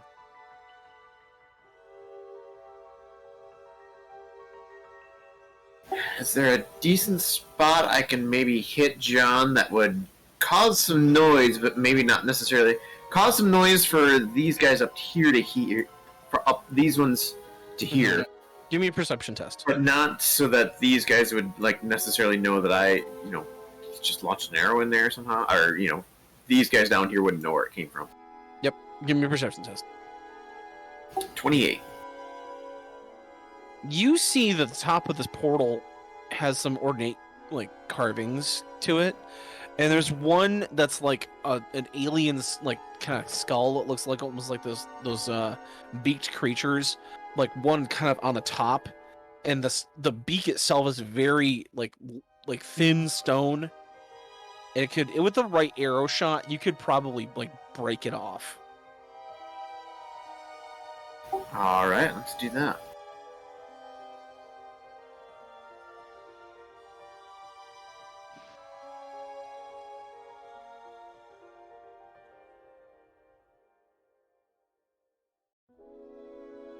What, a 29 to hit do that? You hit it directly Damn. squarely. Let's see how if you do enough damage.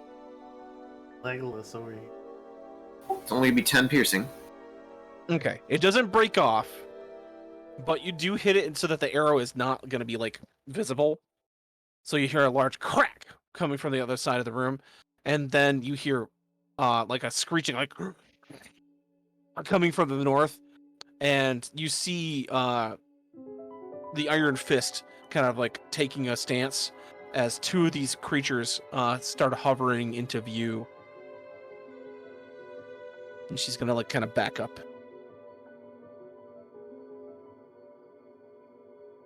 And I'm gonna roll initiative for them if anybody else is gonna do anything. I'm just gonna observe, I think. All right. Well, I'm not gonna roll a battle with myself, so let's just see what That's happens. Okay. Watch as John fights himself. All right. So they got a higher initiative. I will say that And you can ask for us the to two creatures. roll some d20s. The two creatures are going to advance. That's a crit and a hit.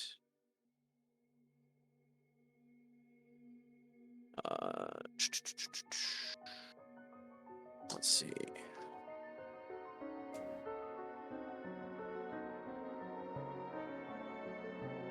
Okay, so this creature advances on Halanre. They engage in melee combat. As soon as that happens, the Gorgon King steps forward along with Mirage. Mirage casts a spell toward the creature. 3 magic missiles slam towards it.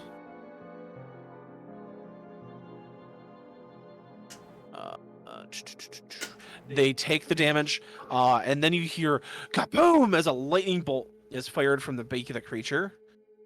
They take a little bit of damage on that one. The Gorgon King is going to walk forward, utilizes his eyesight ability.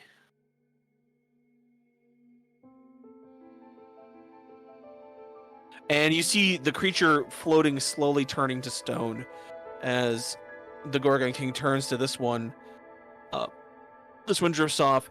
2 more enter the battle. Let's see.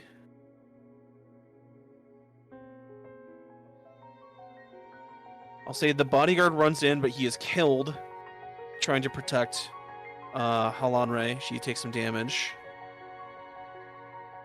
I'll say she's going to remaneuver, and she's going to cast Earthen Grasp on this one. So he's going to be locked in place. They kill this one. And then this battle kind of continues. And I'll say this after this few actions, what would you guys like to do? I think now would be a good time to jump in, personally. I was kind of thinking which side looks like needs some help. The aliens. Like, yeah, his monk protector got hurt, and one of his bodyguards died, but like the Gorgon King literally just petrified one of them with his gaze. Which I'm just gonna say he turned. You see him, he's like a solid stone.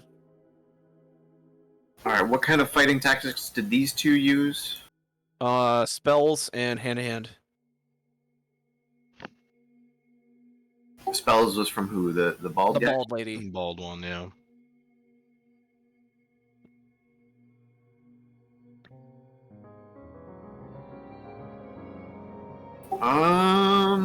Alright. Do I glance back towards where everyone else is? Do I see any movement? Like any kind of signal? That's gonna be up to the players. Alright, I'll look to the others. I mean, I'm the healer. I'm not gonna lead the charge.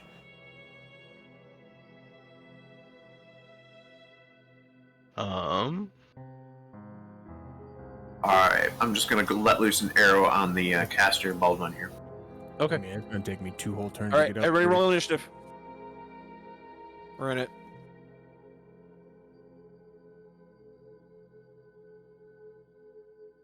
An 18 for me. I'll definitely take the one on this. I got a 15. I got a 15 as well. 15. Okay. Jesse? 9. 9. I re-rolled an 8, Micah.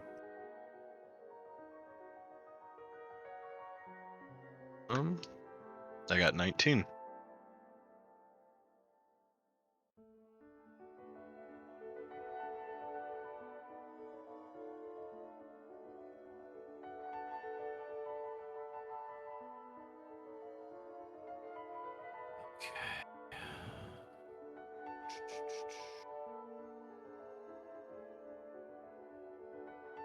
Would we get a surprise round at all, John? Yes. Okay. Thanks, I was gonna ask that.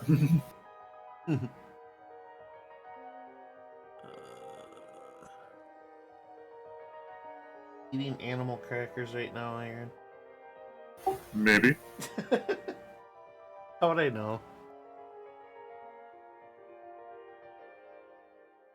It's either that or cheese, that's right.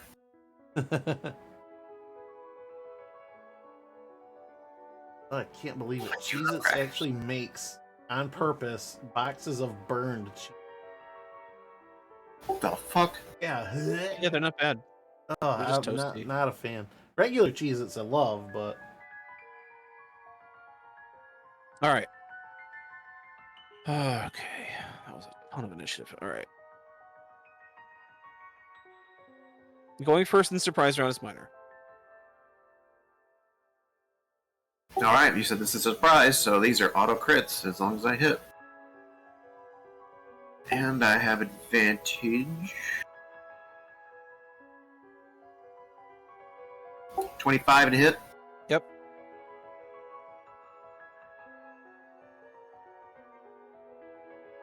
Okay, that's gonna be. Shit, what is that roll? You're attacking which creature again? The bald one. Okay.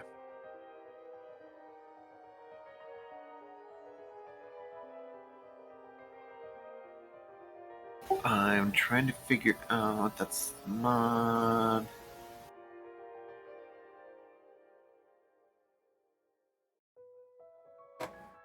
I think I rolled a 5. That's the one in the parentheses, right? I believe so.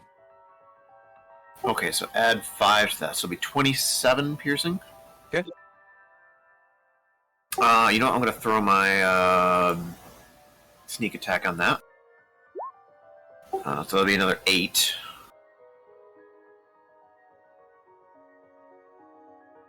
So I say 27 and 8. That's going to be, what, 35 altogether for that first attack. Okay. You know what? I'm going to switch to the Gorgon guy. Okay. I got crits going. Might as well, he could do some damage, right? Ooh, 17 hit.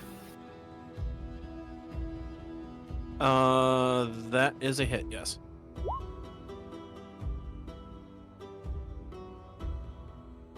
So that'll be 21 piercing there. Okay. And I'll do another one into him. Why not? Okay, 18 will hit. And 25 piercing. All right. Anything else? I will just bonus action hide. So they, if they do take a look, they don't know where that came from. Okay. Yeah, you stealth. Okay. Next up on the surprise round is gonna be Micah and Jeremy. Okay. 1, 2, 3, 4, 5. There. Actually, make plenty of room. 'Cause that's are all these 5 feet, John? Or Yeah.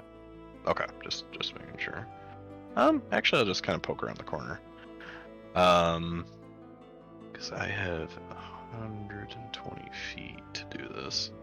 I am going to cast slow in that room. Okay. It's a 40-foot cube, so it should hit all 5 of the remaining players there. Okay. It is a wisdom saving throw. Okay. It's 18 for the check. So, Grell number 1. It's a fail. Grell number 2. It's a fail. Mirage. That is a fail. Gargon King is a pass. And Helon Ray is a pass. Okay. So, yep, they're all slowed. I will just post it in case you need it. He's prone. Actually, he's hovering. Can't be not prone. Whatever. Okay. Right. Yep. I remember slow. Okay. And, So they start to move in slow motion as they this spell takes effect. I'm gonna measure this real quick. Okay. Yeah, I'll end my my surprise round there. Okay. Next up is Jeremy. Probably gonna have to just double move to get up there.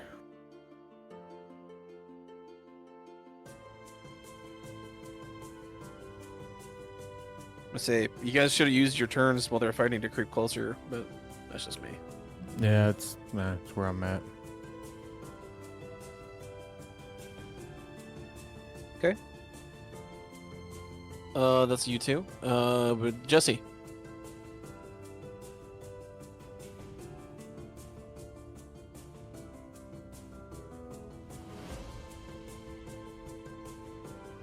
There you go.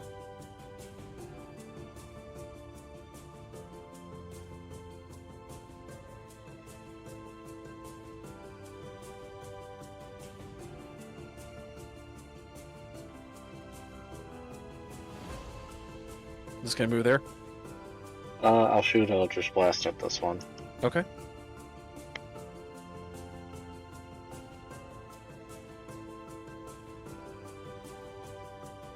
Lowest is a 23. Go ahead and roll damage.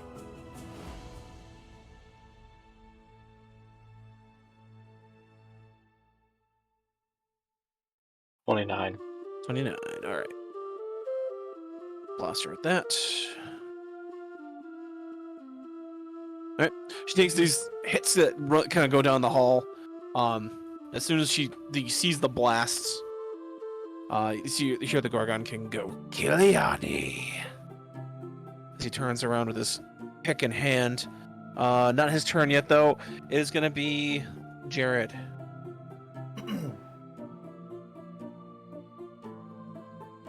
What about all these guys back here? What did they end up doing? They're waiting to see what's going on. They're like ready to attack, but nobody gave them any orders. I'll look at Calyx and be like, well, kind of nudge that way. He holds up his tied hands. We'll order them to go in. I'll keep you safe. Kind of says that a little bit sarcastically. Okay, well, take your action. Okay. A peek around the corner. I'll launch Firebolt at. Okay. 19 to hit. That's a hit. Go ahead and roll damage.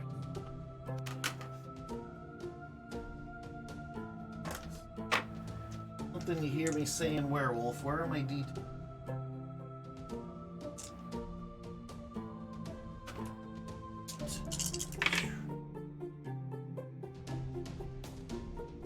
Fire damage. Okay. I'll keep my defensive. Fire Spirit teleport if any attack comes toward us. Shift over 15. I'm not Okay. entirely sure I trust everybody in this room right now, but hopefully they won't do anything. Anyway, end of my turn. As you say, like, order them, You see Calyx get this little grin on his face.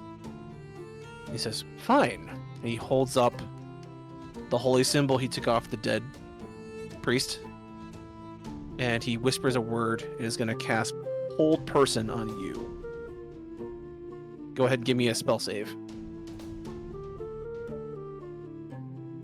What would I that you want for that? That's going to be a Wisdom saving It's throw. wisdom. Okay. Yeah. 5 is gonna be 21. You do shrug it off, but as he holds it up and casts it, he says, "Kill them all." That's gonna trigger his band of cultists here that have kind of banded together with him, and they are going to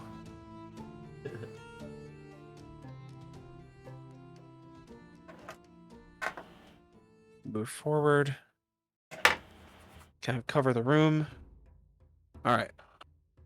So you're gonna teleport, Jared. We're gonna teleport too, because you see people advancing on you to attack. I mean, I did say east, so I guess I'm gonna go east.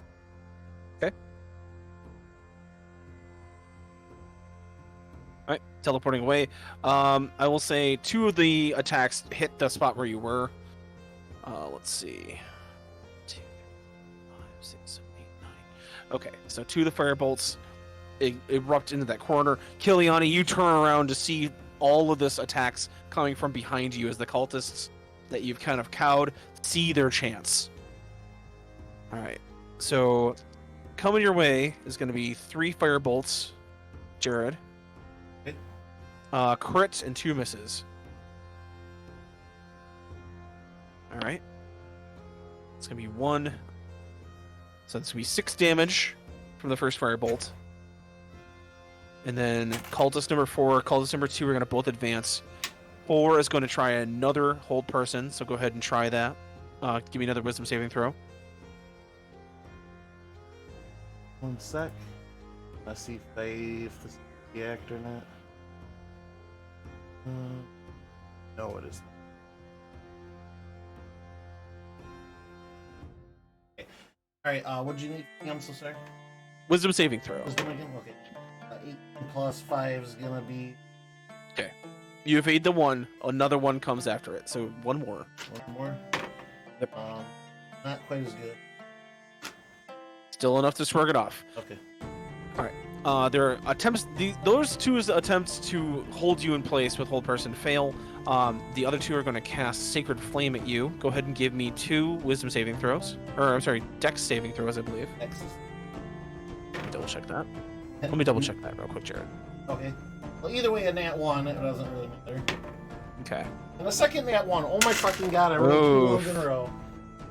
All right. That dice is done for tonight. Not a bunch of damage, but some. Still pissed. 12 Two points ones of radiant damage as their alien light kind of burns your skin as it hits How much hits your altogether? body. 18?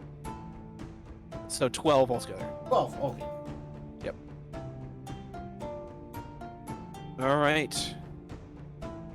And as the chaos of this battle erupts, I'm gonna leave it to you boys. It is midnight. Should we end it here and carry this battle on to next time, or do you want to continue and take this episode into overtime? I'm feeling tired, John. Same. I worked Alright. a 10-hour day. Calyx has revealed his betrayal. The party is trapped between 2 threats that seem to want to kill them, take their power in an alien temple. Let's find out what happens next time. Next So yeah, I'll keep my initiative initiative sheet here. The surprise round has happened. Plenty of surprises have taken place, and next time we will continue combat right where we left off. Okay, sounds great. Everybody enjoyed the suspense for a little while. Until next time, everybody. Have a great night, everybody. Thanks for tuning in. Good night, everyone. Bye.